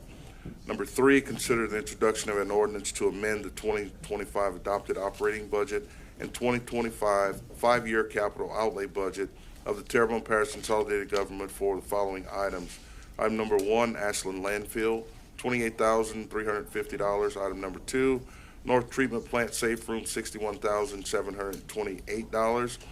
Item number 3, Federal Emergency Management Agency Geraldine Pump Station, $90,000, plus $90,000, Mr. Babin. Item number 4, Homa Downtown Development Donations, $2,935. Item number 5, Homa Downtown Development, $55,857. Item number 6, Emergency Preparedness, $23,839. Item number 7, Bayou Terrebonne Pump Station, $160,000. Call a public hearing on said matter on Wednesday, August 13th, 2025 at 6:30 p.m. Moved by Mr. Pleasure, second by Mr. Babin. Any discussion? Members, vote your machine. Motion passed. Street lights. Yes,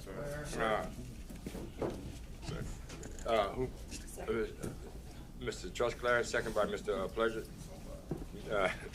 Members, vote your machine. 8-0. Appointments of various boards and commissioners and committees and commissioners.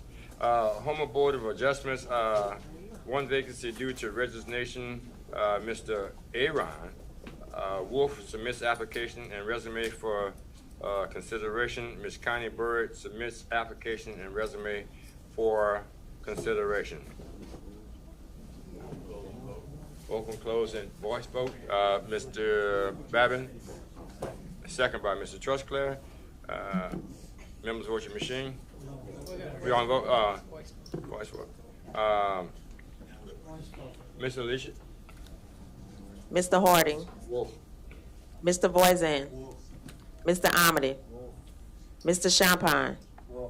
Mr. Hamner. Mr. Babin.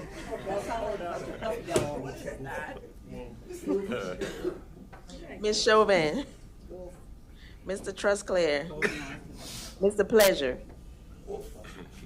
9 for Mr. Wolf. Yeah, congratulations to Mr. Wolf. Wolf. He's not in the audience. Okay. Item 6, visionary reports as per. Yeah. Okay, Mr. Waterhouse. I'm sorry, I didn't see it. Thank you, Mr. Chair. I'd just like to congratulate Mr. Wolf and to ask Ms. Berg, my vote was because he had been an alternate on the board. Correct, I understood and that. I would definitely encourage you to do that. Go for that alternate. Right, exactly. I plan to. Thank you, Ms. Berg. But thank you for acknowledging that. Thank you, ma'am. Yeah, not a problem. I understood he was an alternate, and I attend all the meetings already anyway. Thank you very much, okay? Not a problem, thanks. vacancies, various boards, committees, and the commissioners. Recreation District number 3 board, 1 vacancy due to resignation. Recreation District number 6 board, 1 vacancy due to resignation.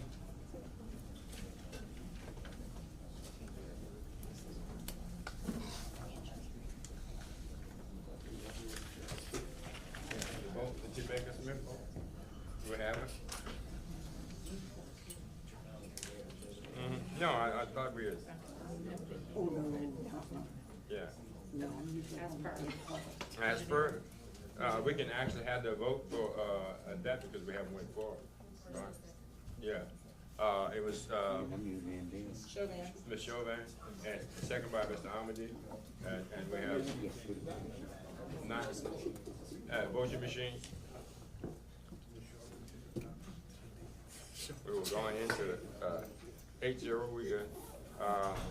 Now, so we got the monthly report, we had the vacancies, various boards and commissions, Recreation 3A board, 1 vacancy due to resignation, Recreation District number 6 board, 1 vacancy due to resignation, Recreation District number 10 board, 1 expiring term on 9/11/2025, Fire District number 5 board, 1 expiring term, Coastal Fire Department, Fire Protection District Board, 1 expiring term, Bayou Blue Fire Protection District Board, 1 expiring term on 9/13/25, Downtown Development Corporation, 1 expiring term, representing the Historical Society, Consolidated Waterworks District number 1 Board, 1 expiring term, Homo Board of Adjustments, 1 vacancy due to resignation, alternate member position, and 1 expiring term 9/1/25. TITA, 3 expiring terms on 9/9/25. Veterans Memorial Board, 2 expiring terms on 9/17/25. Announcements, Madam President. Yes, sir. I want to announce on August 2nd, 8 a.m. to 12 p.m., market at the marina underneath the twin spans on the west side. On August 9th, from 11 a.m. to 2 p.m. at the Regional Military Museum, it's going to be Purple Heart Day, and a guest speaker, Colonel Aviation, United States, Bob Mitchell, 2-time Purple Heart recipient, free admission and light lunch. And for those that maybe didn't see my video that I released earlier, unfortunately, the Dularge Bridge is going to be closed besides the curfew times for the immediate foreseeable future due to a structural issue that's been found. So tomorrow, curfew at morning, curfew at lunch, and curfew in the evening. We posted the times on the Facebook page, but while they're working through the issue, trying to figure out what's going on, that's going to be closed besides the time. I know we have maintenance on the tunnel the next couple of nights. It needs to be cleaned. I know it's going to be frustrating. It's from 8 p.m. to 5 a.m., but we got to get it done. So we're just going to have to deal with a little pain for the next few days. But the tunnel has better lights on it. I know they fixed some of that stuff. They found issues that are come back and work on fixing next week. I don't know if it gets the tunnel completely lit up, but we're going to have to just deal with the inconvenience with the Dularge Bridge for right now. Yeah, just one quick. Tonight, the place was full. And that's what government is about, okay? We didn't have arguments here tonight. We had debates here tonight. And that's what it's all about, okay? We would love to have that many people at every one of our council meetings, because every meeting we have is as important as the one we had tonight. So I thank everybody for coming out, having their opinion, plus the council members having their opinion tonight. Y'all enjoy. I'm going fishing. Most of the burn adjourned by Ms. Chauvin, second by Mr. Pleasure, members voting machine. We are adjourned, 9-0.